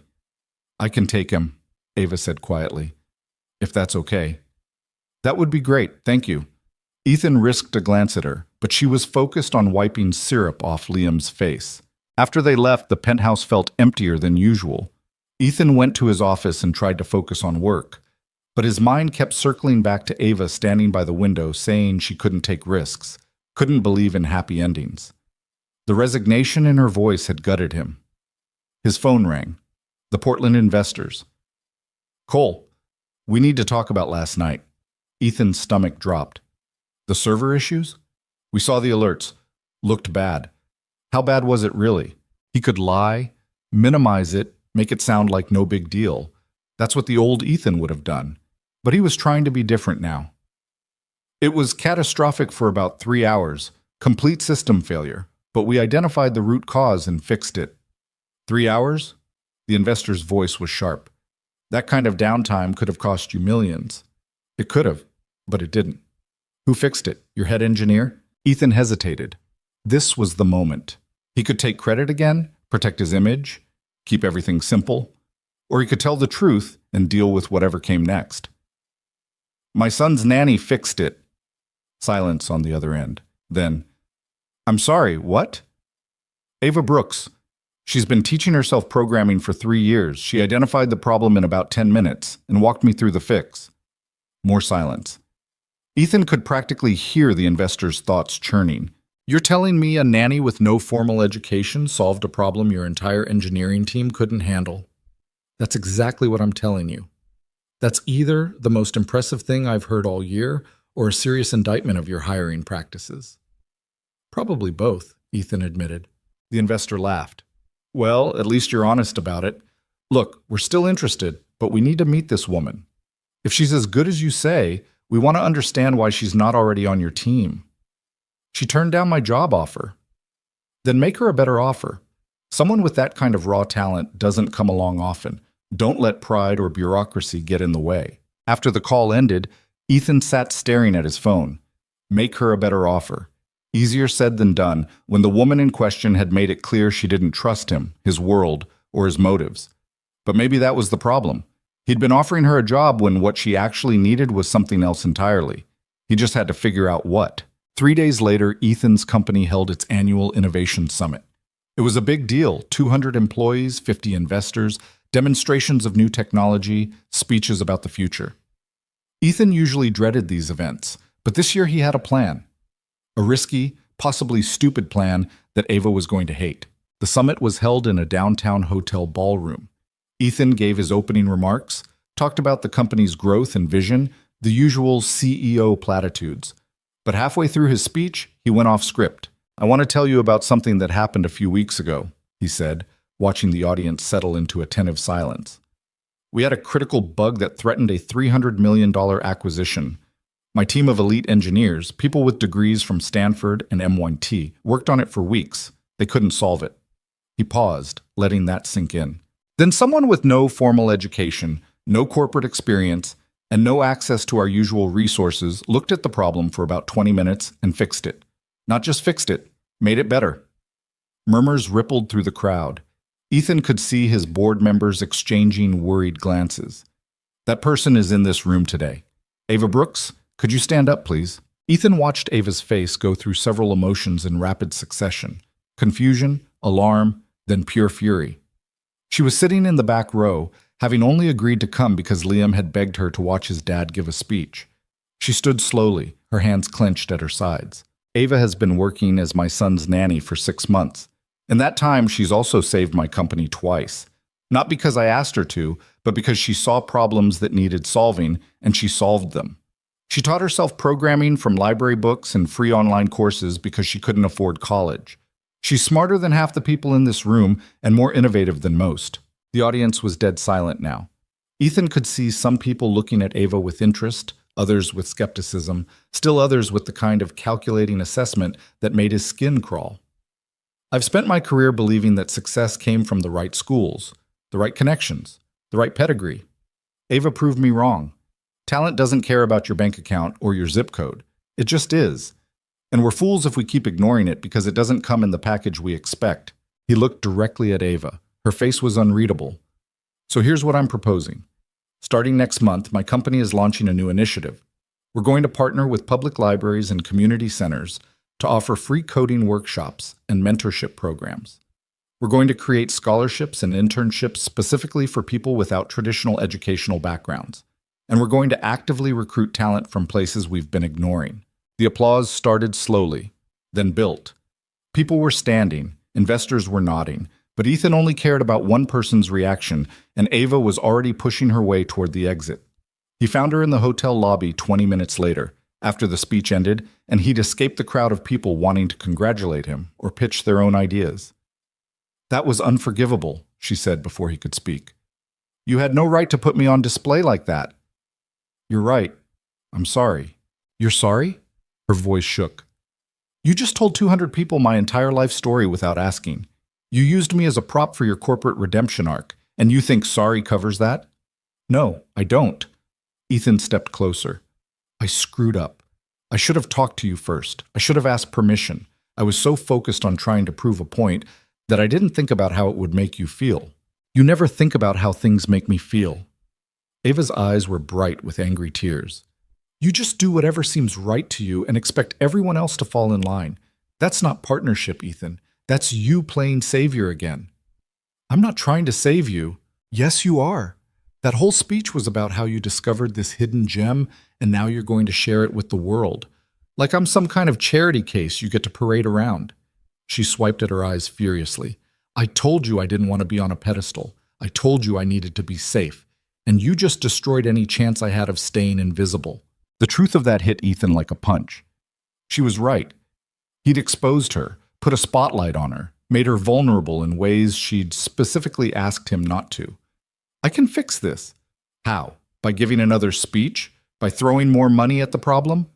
Ava laughed bitterly. "You can't fix this. You can't fix me. And I'm done letting you try." She started to walk away, and Ethan felt panic claw at his chest. "Wait, please." "Why?" "Because I'm in love with you." The words came out before he could stop them. Ava froze mid-step. "What did you say?" "I'm in love with you." Ethan's heart was pounding so hard he could hear it. "I know the timing is terrible, and I know I just betrayed your trust, but I'm in love with you, and I need you to know that before you walk away." Ava turned slowly. Her face was pale. "You don't love me. You love the idea of me. The self-taught programmer, the girl who overcame adversity, the inspiration for your new corporate initiative. But that's not love. That's projection. That's not true.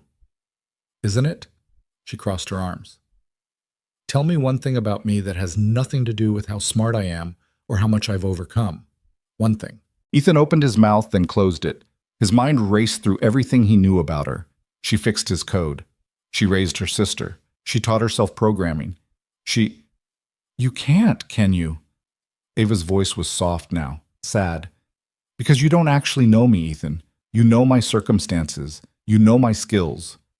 But you don't know what makes me laugh, or what I dream about, or what I'm afraid of besides poverty. Then tell me. Let me know you." "Why?" "So you can add it to your collection of Ava facts? So you can feel better about yourself for seeing past the nanny to the real person?" She shook her head. "I don't want to be your project or your inspiration or your redemption. I just want to be left alone." She walked out of the lobby, and this time Ethan let her go. Because she was right about all of it. He'd been so focused on proving he wasn't like Marcus Chen, wasn't like all the other rich people who ignored talent in poor people, that he'd turned Ava into a symbol rather than seeing her as a person. And now he'd lost her. Ethan went home to an empty penthouse. Liam was at a friend's house for a play date, and Ava had texted that she was taking a personal day. The silence was oppressive. He sat in his office and pulled up the company's Slack channel where people were already buzzing about the speech. Most of the reactions were positive, people excited about the new initiative, proud to work for a company that valued different kinds of talent. But a few messages made him pause. Did you see Cole's face when he was talking about that nanny? Guy's definitely in love with her. Plot twist. Billionaire falls for the help. How original. Anyone else think it's weird he's been letting his nanny fix critical company bugs? Seems like a security risk. Ethan closed the laptop. They were right to be skeptical. The whole thing did look suspicious from the outside. CEO suddenly discovers his nanny is a genius and starts a whole program to help people like her? It read like a publicity stunt, or worse, like he was trying to justify inappropriate feelings for an employee. His phone rang. His mother, which was never good news. "I saw the video of your speech," she said without preamble. "People are talking." "I'm aware." "Are you sleeping with her?" "What? No." "But you want to be." Ethan rubbed his face. "It's complicated." "It's really not. You're a billionaire CEO in love with your son's nanny. That's not complicated. That's a cliché." His mother's voice softened slightly. "I'm not judging, darling. I'm just warning you that other people will. And if this girl is as smart as you say, she knows it too. She quit. Or she's going to quit, I don't know. Because you put her on stage without asking. How did you... I know you, Ethan. You get an idea and you run with it without thinking about collateral damage. It's how you built a billion-dollar company, and it's how you destroyed your marriage." She paused. "If you actually care about this woman, you need to stop trying to fix her life and start listening to what she's actually telling you." After his mother hung up, Ethan sat in the silence and tried to remember every conversation he'd had with Ava. Really remember, not just the parts where she'd impressed him or challenged him. She'd told him she liked doing dishes because it kept her hands busy, that she preferred working with kids because they didn't judge her for not having a degree, that she'd made peace with survival even though it meant giving up on dreams. But what were those dreams? What did she actually want, not what he thought she should want? He didn't know, and that was the problem. Over the next few days, Ava maintained professional distance. She came to work, took care of Liam, and left without engaging with Ethan beyond basic necessities. Liam noticed immediately. "Why isn't Ava talking to you?" he asked at breakfast. "We had a disagreement." "About what?" "Grown-up stuff." Liam frowned. "Did you apologize?" "I did." "Did you mean it?" "Yes." "Then why is she still mad?" Out of the mouths of children. Because sometimes sorry isn't enough. Sometimes you hurt someone badly enough that they need space. "That's dumb," Liam declared. "Ava says forgiveness is important." Ava's right, but forgiveness doesn't mean everything goes back to normal. Sometimes things change. Liam looked worried. "Is Ava going to leave?" Ethan's throat tightened. "I don't know, buddy. I don't want her to leave. She's my favorite person, except for you." "She's my favorite person, too." That evening, after Liam was asleep, Ethan knocked on Ava's door. She opened it, looking exhausted. "Can we talk?" he asked. "I don't think that's a good idea." "Please, 5 minutes." She hesitated, then stepped out into the hallway, closing the door behind her. 5 minutes. "You were right, about everything. I used you to make myself feel better, to prove I wasn't like the people I used to associate with. I didn't see you as a person, I saw you as a cause." Ethan took a breath. "But I want to fix that. Not fix you, fix how I see you. If you'll let me." "How?" "By listening. By asking questions instead of making assumptions. By respecting your boundaries even when I don't understand them." He met her eyes. "And by accepting that you might still decide to leave, and that would be your right." Ava studied him for a long moment. "Why does this matter so much to you?" "Because I meant what I said in the hotel lobby. I love you. Not the idea of you, not what you represent, but you. The woman who makes terrible jokes while fixing code, who teaches my son about dinosaurs, who looks at the world like it's constantly disappointing her, but she keeps showing up anyway." He smiled slightly. "I want to know what makes you laugh. I want to know your dreams, even the ones you think are impossible. I want to know you, Ava, the real you." "I like old movies," she said suddenly. "The black and white ones from the 40s. I watch them on my laptop when I can't sleep." Ethan blinked. "Yeah?" "And I make up stories about people I see on the bus. Give them whole lives in my head based on what they're wearing or reading." She looked away. "It's stupid." "It's not stupid. I wanted to be a teacher when I was a kid. Elementary school. I thought it would be nice to help kids learn things." Her voice was soft. "But teachers need degrees, and degrees cost money I didn't have. So I taught myself things instead. Programming was just one of them. What else did you teach yourself? How to fix cars, how to cook on $5 a day, how to make my sister's birthday special when we had nothing. She met his eyes. How to be invisible so people like you wouldn't notice people like me. I'm sorry I made you visible against your will. I know you are. She leaned against the wall. But that doesn't change what happened. Every person at that summit now knows my face, my story. Some of them are going to look me up, judge me, make assumptions. I can't be invisible anymore, and that terrifies me. Why? Because invisible people are safe. They can't be used or exploited or disappointed. They just exist. She wrapped her arms around herself. You took that from me. I did, and I can't give it back. Ethan stepped closer. But what if being visible wasn't a bad thing? What if it meant opportunity instead of danger? Opportunity for what? To be your poster child for diversity? To prove that poor people can be smart too if rich people just give them a chance? She shook her head. I don't want to be anyone's inspiration. I just want to live my life. Then live it. On your terms. Ethan pulled an envelope from his pocket. I had my lawyer draw this up. It's a contract for a consulting position with my company. Flexible hours, work from home, double what I'm paying you now. No strings, no expectations beyond doing work you're actually good at. Ava didn't take the envelope. Why? Because you deserve to be paid what you're worth. Because my company needs people who think differently. And because I'm trying to prove that I can separate my feelings from my business decisions. By offering me a job? By offering you a choice.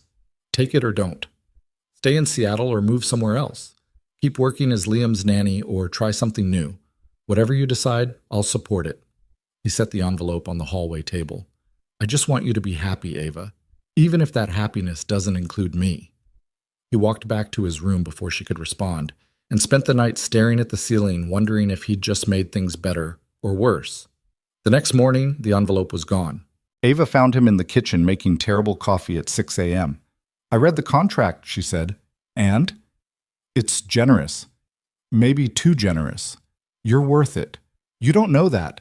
You've seen me fix a few bugs and solve a couple problems. That doesn't mean I can handle actual corporate work.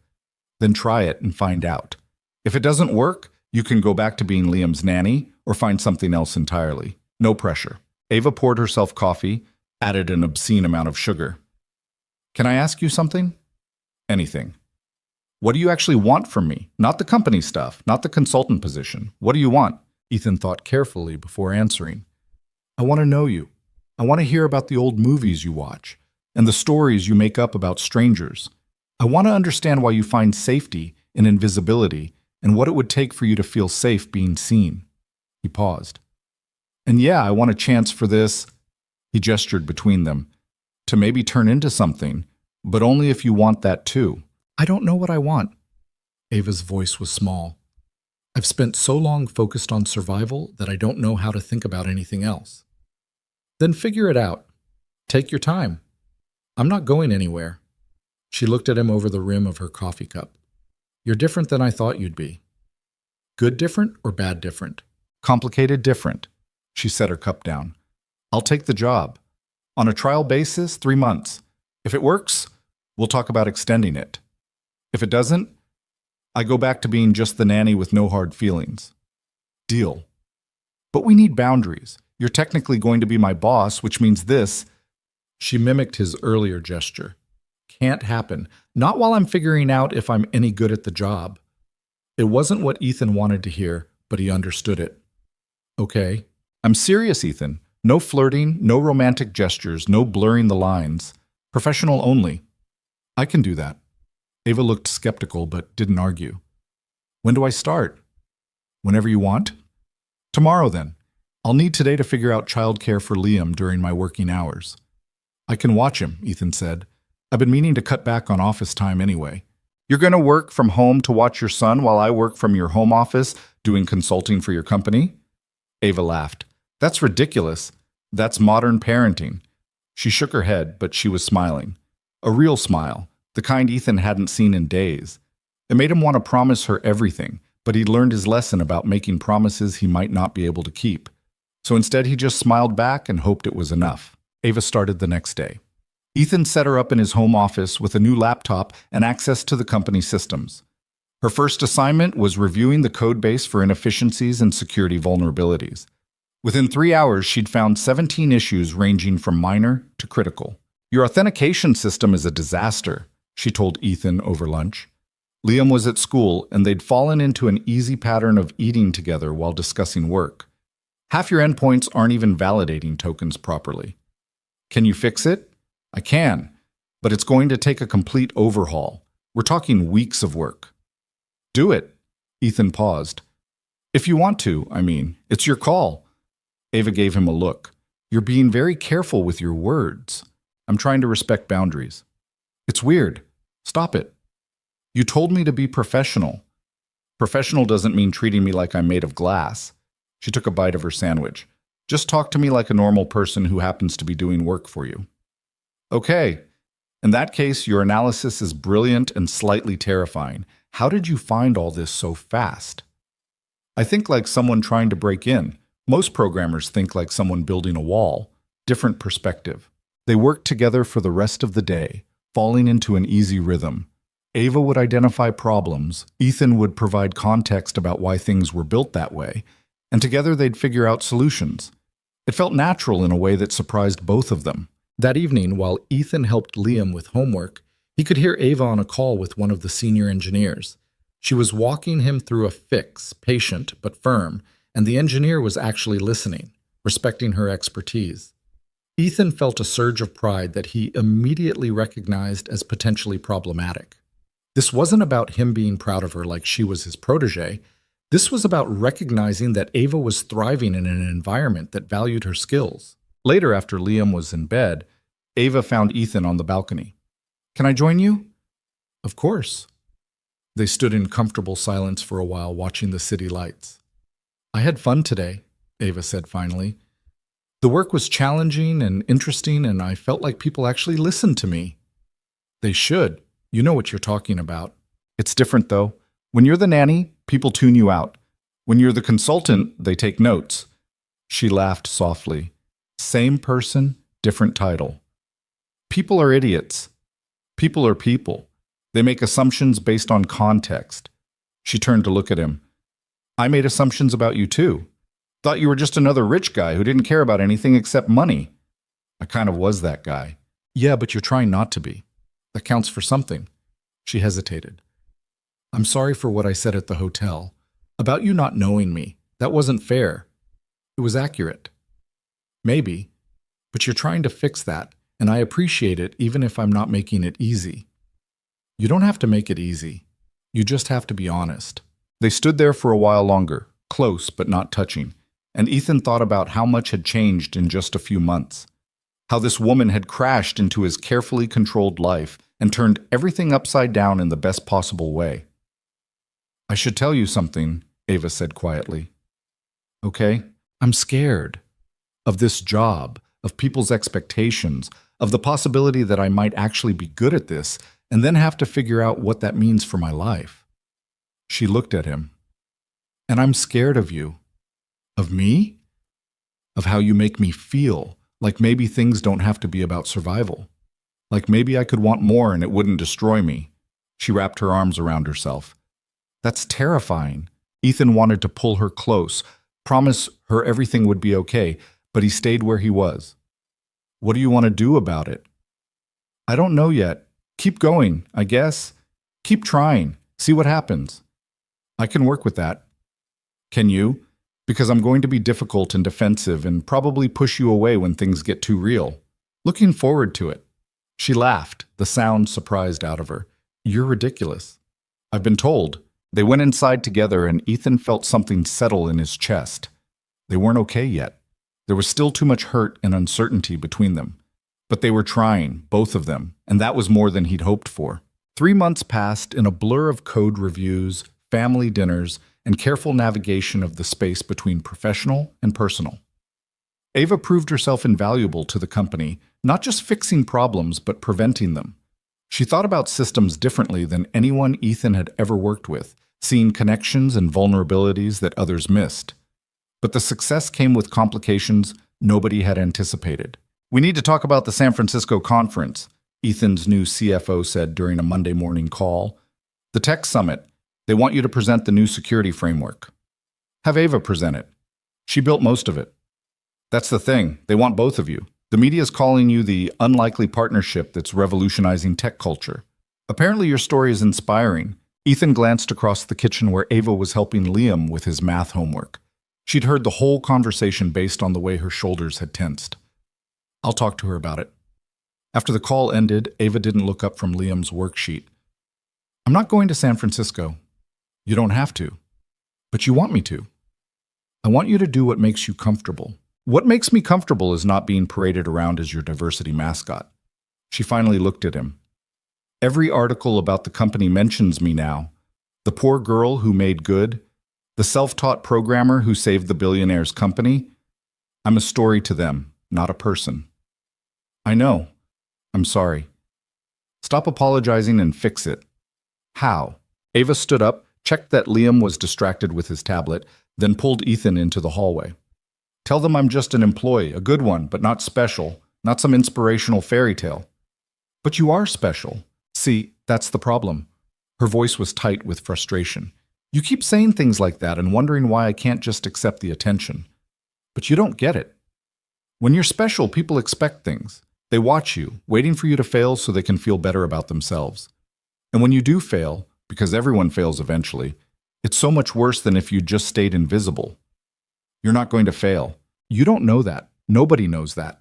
She rubbed her face. I fixed some bugs and overhauled your security. That doesn't make me a genius or a revolutionary or whatever they're calling me this week. It makes me someone who's good at pattern recognition and has fresh eyes on old problems. Ethan wanted to argue, to tell her she was selling herself short, but he was learning to listen instead of pushing.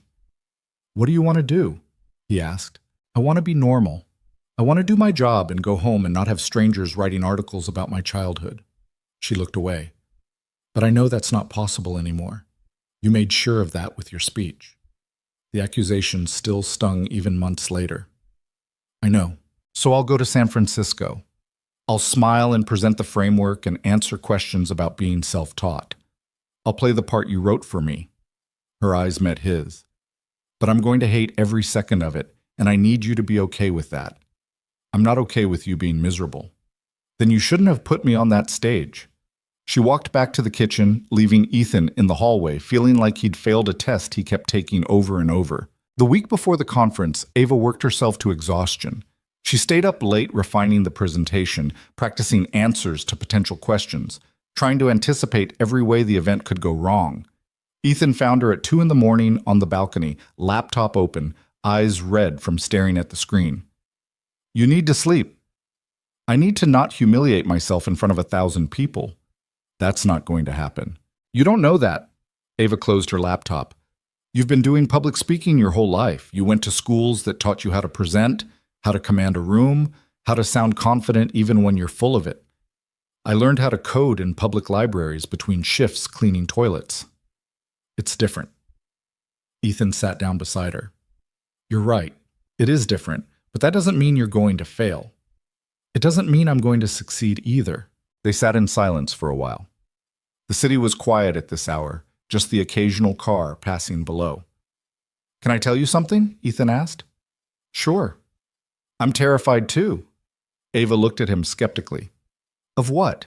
Of screwing this up, of saying the wrong thing and making everything worse, of losing you because I keep trying to help in ways that hurt instead. He turned to face her.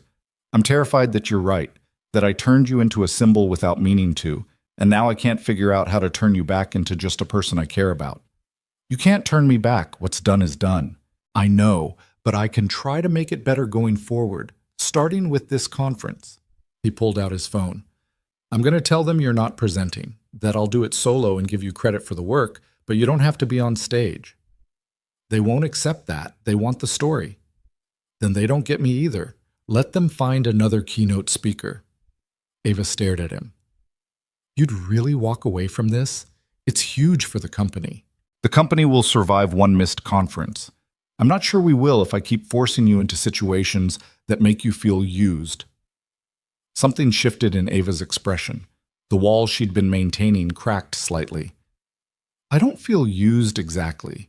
I feel exposed, like everyone can see all the parts of me I worked so hard to hide. What parts? The scared parts. The parts that still feel like that 19-year-old kid trying to keep the lights on with 2 jobs and a sister to feed. The parts that think this is all temporary, and someday I'm going to wake up back in that studio apartment wondering what the hell I was thinking. She pulled her knees to her chest. Success is harder than failure in some ways. At least with failure, you know where you stand. You think you're going to fail? I think I'm going to disappoint someone eventually. You, the company, the people who read those articles and think I'm some kind of inspiration. And when that happens, the fall is going to hurt. Ethan wanted to promise her it wouldn't happen, that she was too talented to fail. But he was learning that promises didn't help. What if we went to San Francisco together, but I did all the presenting and you just sat in the audience? You'd still be there, still part of the event, but not on display. They'd ask why. Let them ask. I'll tell them the truth, that you prefer to work behind the scenes, and I respect that. Ava considered this. You'd really do that? After you spent all this time building up the narrative about hidden talent and diverse perspectives? The narrative was never supposed to be about you specifically. It was supposed to be about changing how we find and value talent. You can be part of that without being the poster child. I'll think about it, Ava said finally. They sat on the balcony until the sky started to lighten, talking about everything and nothing. Ethan learned that Ava hated mushrooms but pretended to like them because Liam did, that she'd wanted to learn piano as a kid but could never afford lessons, that her favorite old movie was The Philadelphia Story because Katharine Hepburn reminded her of her mom. She was fierce, Ava said softly. Even when she was dying, even when the medical bills were crushing us, she stayed fierce, told me I could be anything I wanted if I was willing to work for it. Sounds like you took after her. I tried to, but sometimes I wonder if she'd be disappointed that I played it so safe, that I chose survival over dreams. You're here, aren't you? Working in tech, solving problems, raising your sister successfully? That sounds like dreams to me. Small dreams, maybe. Ava smiled slightly. But I guess small dreams count too. When they finally went inside as the sun came up, something had shifted between them again. Not fixed exactly, but softer, more honest. 2 days before the conference, Ava made a decision. I'll present, she told Ethan over breakfast. Liam was at school, and they'd fallen into the habit of using those quiet mornings to talk about work and life in equal measure. You sure? No, but I'm going to do it anyway. She took a sip of coffee. You were right about exposure being different than being used. I felt used when you didn't ask permission, when you made choices for me. But this time you're giving me the choice, and that changes things. What changed your mind? My sister called last night. She's at community college now, studying engineering. She told me she showed her professors those articles about me, and they helped her get a scholarship. Ava's voice was thick with emotion. She said if I could teach myself programming while working 2 jobs, she could handle college with just 1 job and financial aid. She called me her hero. Ethan felt his chest tighten. That's amazing. It is. And it's terrifying. Because what if I screw up? What if I'm not actually that good and everyone figures it out and then my sister's hero is just a fraud? You're not a fraud. But what if I am? What if I just got lucky a few times? Luck doesn't overhaul an entire security framework. Luck doesn't identify vulnerabilities that professional security firms missed. Luck doesn't train 3 junior developers so well that they're now outperforming people with twice their experience. Ethan leaned forward. You're scared. That's normal. But don't confuse fear with incompetence. When did you get so wise? I have a very smart consultant who keeps calling me out on my nonsense. Some of it sinks in. Ava laughed, and the sound filled the kitchen with warmth. Okay, I'll do it, but you have to promise me something. Anything. If I bomb, if I freeze on stage or say something stupid or humiliate myself, you have to promise not to try to fix it. Let me fall on my own and get back up on my own. That's a terrible promise to ask for. I know, but I need it. I need to know that you trust me to handle my own failures. Ethan wanted to argue, but he understood what she was really asking. She needed to know she was more than a project to him, more than someone he felt responsible for. She needed autonomy, even in failure. Okay, I promise. They flew to San Francisco 2 days later. Liam came too, because he'd never been on a plane and was vibrating with excitement about it. Ethan had booked 3 seats, him, Ava, and Liam between them. "This is amazing!" Liam pressed his face to the window as they took off. "Look how small everything is. Are we going to touch the clouds?" "Probably fly through some," Ava said, smiling at his wonder. "Cool. Do you think clouds taste like cotton candy?" "Probably more like wet air." "That's disappointing." Ethan watched them together and felt something settle in his chest. This makeshift family they'd built, messy and complicated and held together by more than just employment, felt right in a way nothing had in years. The conference was massive. 2,000 attendees, dozens of speakers, exhibitors everywhere. Ethan and Ava were scheduled for the final keynote of day 2, prime real estate that made Ava increasingly nervous as the day approached. "What if they hate it?" she asked the night before, pacing their hotel suite while Liam slept in the adjoining room. "They won't." "What if I forget everything?" "You won't." "What if someone asks a question I can't answer?" "Then you say, 'I don't know, but I'll find out.' Nobody expects you to know everything." Ava stopped pacing and looked at him. "How are you so calm?" "I'm not. I'm terrified. But I'm terrified of different things." "Like what?" "Like you getting up there and being brilliant and realizing you don't need me anymore. That you can have this whole career in life without the guy who exploited you for a corporate diversity speech." He tried to smile, but it came out wrong. "That the only reason you're still here is because it's easier than starting over somewhere else." Ava crossed the room and sat beside him on the couch. "Is that what you really think?" "Sometimes." "You're an idiot." "I've been told." "I'm still here because I want to be here. Because somehow you went from being my boss, who I tolerated, to being someone I actually like spending time with." She bumped his shoulder with hers. "Even when you're being ridiculous." "Just like? Not any stronger feeling?" "Don't push it." But she was smiling, and when Ethan reached for her hand, she didn't pull away. They sat like that for a while, hands linked, both thinking about tomorrow, and everything that could go right or wrong. "Can I tell you something?" Ava asked quietly. "Always." "I'm glad you didn't let me stay invisible, even though it's been scary and uncomfortable, and I've hated you for it sometimes." She squeezed his hand. "My sister has a scholarship. I have a job I actually enjoy. And I have whatever this is with you that I'm too scared to define but don't want to lose. None of that would have happened if I'd stayed invisible. So you forgive me for the speech? I'm working on it. Ask me again in a few months." "I can do that." The next day arrived faster than either of them wanted. Ethan went over the presentation one final time while Ava paced and Liam played games on his tablet, oblivious to the tension. "You ready?" Ethan asked when it was almost time. "Absolutely not." "Perfect. Let's go." The ballroom was packed. Ethan walked on stage first, did the introduction, set up the context. Then he called Ava up, and the applause was thunderous. She froze for a second at the edge of the stage, and Ethan saw the panic in her eyes. But then she squared her shoulders and walked out, and by the time she reached the podium, her face was calm. "Hi," she said into the microphone. "I'm Ava Brooks, and I taught myself to code from library books because I couldn't afford anything else." The room went silent. "I'm not going to stand up here and tell you some inspirational story about overcoming adversity through sheer determination. That's not how it worked. I got lucky. I got a job working for someone who happened to leave his laptop open at the right time.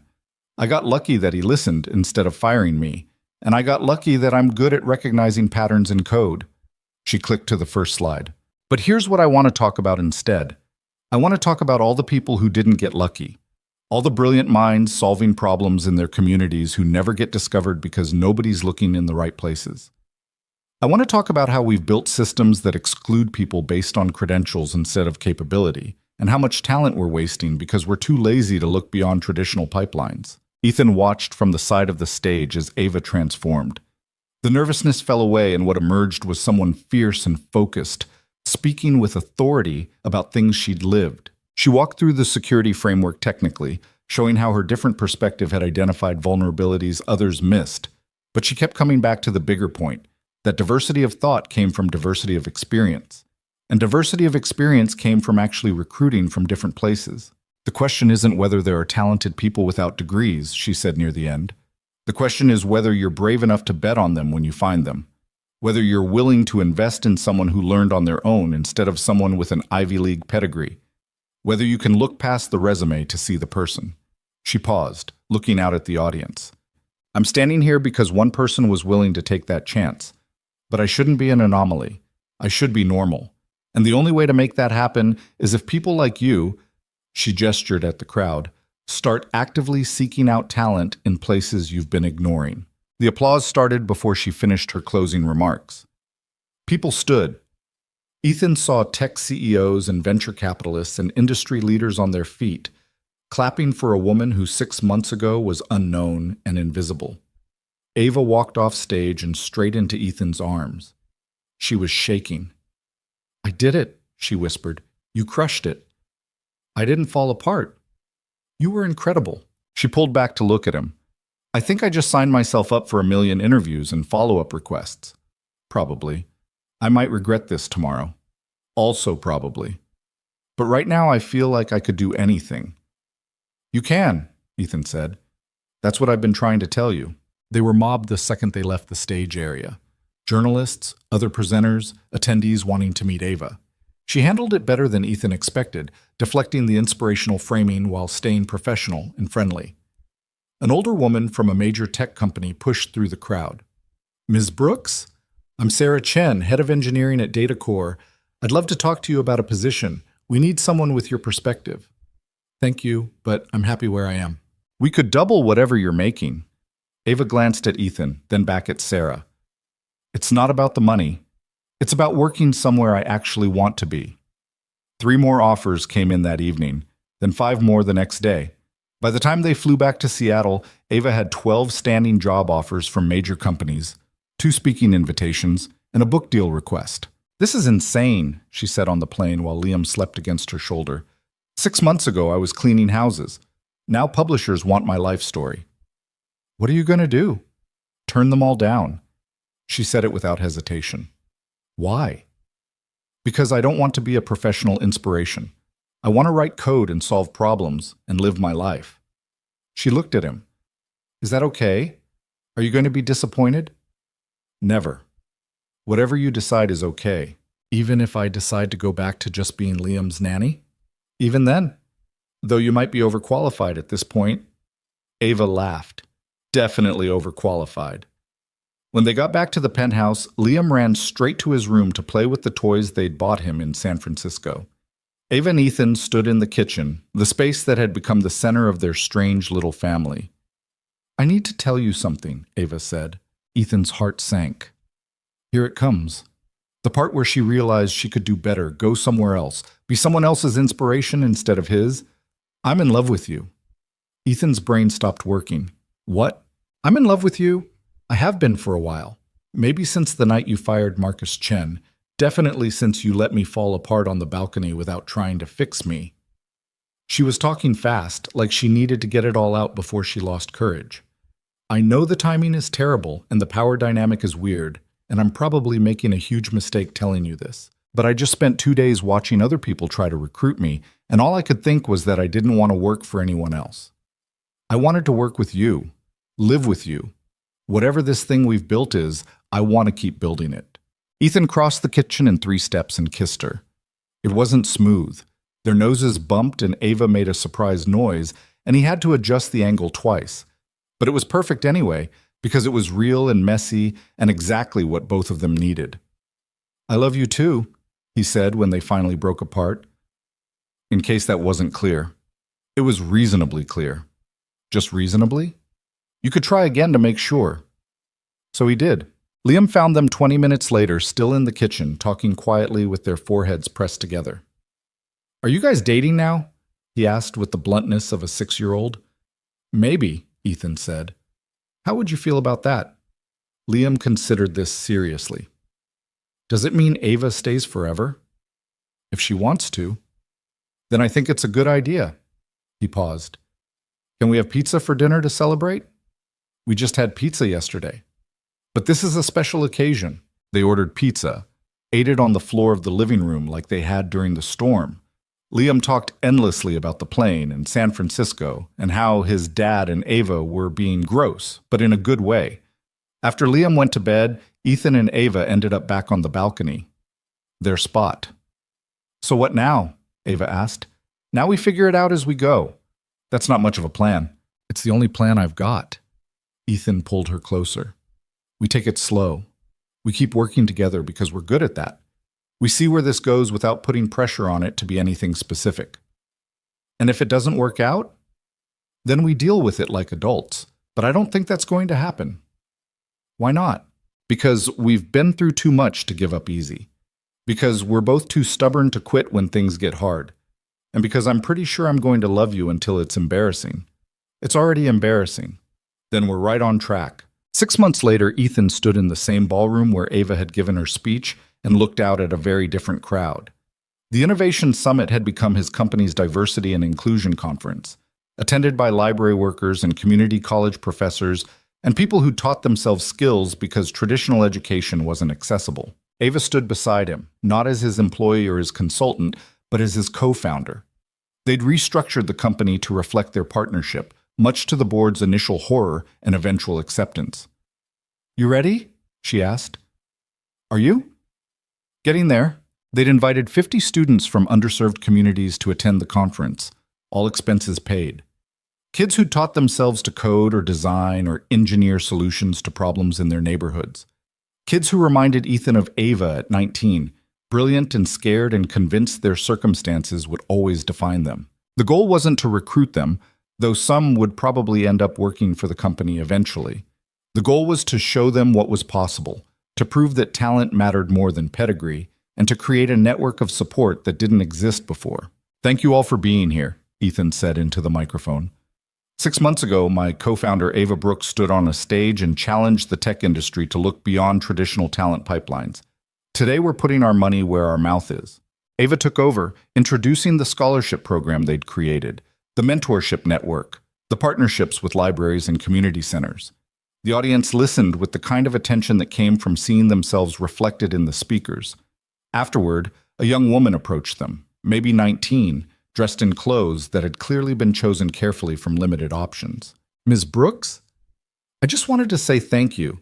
I've been teaching myself Python for 2 years, but everyone keeps telling me I need a degree to get a real job. Your story made me think maybe they're wrong." Ava smiled. "They are wrong, but it's still hard. Don't let anyone tell you it's not." "Will it be worth it?" "I don't know. That depends on what you want worth to mean." Ava glanced at Ethan. "But I can tell you that taking the risk is better than always wondering what if." The young woman left looking more hopeful, and Ethan squeezed Ava's hand. "That was good," he said. "She reminds me of me. Scared, but trying anyway." "You're still scared." "Every day, but I'm learning to be scared and do things anyway." That evening, back at the penthouse, they found Liam building another elaborate castle with the engineering set Ava had bought him. He was humming while he worked, completely absorbed. "He's got your focus," Ethan said, "and your stubbornness." Ava sat down beside Liam. "What are you building, buddy?" "A house for our family. See, this is my room, and this is your room with Dad, and this is the kitchen where we have breakfast." He pointed to different sections. "And this is the balcony where you guys go to talk when you think I'm asleep." Ethan and Ava exchanged glances. "We didn't think you noticed that," Ava said. "I notice everything. You taught me that." Liam snapped another piece into place. "Are you going to marry my dad?" "Someday, maybe. If he asks." "I'm asking," Ethan said. Both Ava and Liam looked at him in surprise. "What?" Ava's voice was barely a whisper. "I'm asking, right now." Ethan got down on the floor beside them, among the building blocks and toy figures. It wasn't romantic or planned, but it was real. "Ava Brooks, will you marry me?" "You don't have a ring," Liam pointed out. "I can get a ring." "You should get a ring first. That's how it works in movies." "Liam's right," Ava said, but she was smiling with tears in her eyes. "You should probably have a ring, and maybe plan this better. And, is that a yes? It's a, ask me again when you've thought this through." "I have thought it through. I've been thinking about it for months. I love you. Liam loves you. We want you to stay forever, not as the nanny or the consultant, but as family, real family."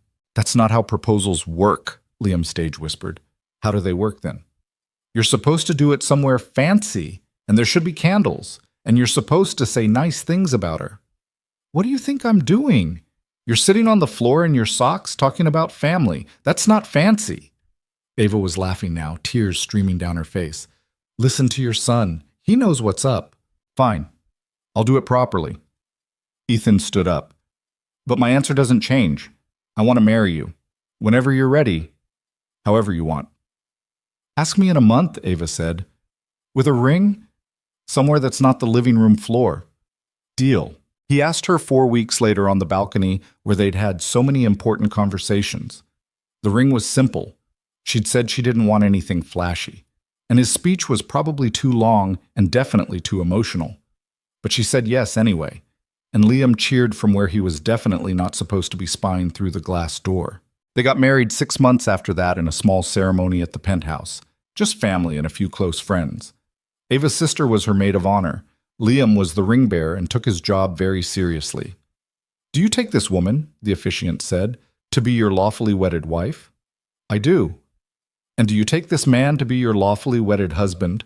Ava looked at Ethan, at Liam standing beside them, at the small group of people who'd become their chosen family. 6 months ago, she'd been invisible. Now she was seen, known, loved. I do, she said. The kiss was better this time. They'd had practice. The applause was loud despite the small crowd. And when they turned to face their guests as husband and wife, Ava felt something she'd never expected to feel, safe. Not because she was hidden, but because she was known and accepted anyway. Later, at the small reception, Ava's sister pulled her aside. I'm proud of you, she said. Mom would be too. You think so? I know so. You took a chance. You let yourself be seen. That took more courage than anything else you've done. Ava watched Ethan across the room, dancing with Liam balanced on his feet. I almost didn't. I was so scared of being disappointed. But you weren't. Not yet. Ask me in 20 years. I will. The party wound down around midnight. Guests left, Liam fell asleep on the couch, and Ethan and Ava ended up on their balcony one more time. So, Ethan said, we did it. We did. Any regrets? Ask me tomorrow. Tonight I'm too happy to think clearly. They stood in comfortable silence, watching the city lights. Somewhere out there, Ava thought, were other invisible people. Other brilliant minds teaching themselves skills in public libraries, solving problems nobody knew existed, convinced their circumstances would always define them. She couldn't save them all. She couldn't even save most of them. But she could keep showing up, keep telling her story honestly, keep proving that talent existed everywhere if people bothered to look. It wasn't a fairy tale. There was no magical transformation, no perfect ending where all problems disappeared. Ava still worried about money, even though she had plenty now. She still felt like an imposter sometimes, still wondered when everyone would realize she'd just gotten lucky. But she'd learned something important over the past year. You didn't have to stop being scared to move forward. You didn't have to have all the answers to take the next step. You just had to be willing to try, to fail, to get back up and try again. And maybe that was the real lesson. Not that hard work guaranteed success, or that talent always got recognized, or that love conquered all, but that being willing to be seen with all your flaws and fears and uncertainties was worth the risk. Because invisible people were safe, yes, but they were also alone. And Ava had learned that being known, truly known by even a few people, was worth more than all the safety in the world. What are you thinking about? Ethan asked. Everything, nothing. How different my life is from what I expected. She leaned against him. How grateful I am that you left your laptop open that night. Best mistake I ever made. It wasn't a mistake. You were careless. Okay, best careless moment I ever had. Better. They went inside together, checked on Liam, who was still sleeping on the couch, and headed to bed. Their bed. In their home. The family they'd built from broken pieces and second chances and the courage to try again. It wasn't perfect. It would never be perfect. But it was real. And messy. And theirs. And that was more than enough.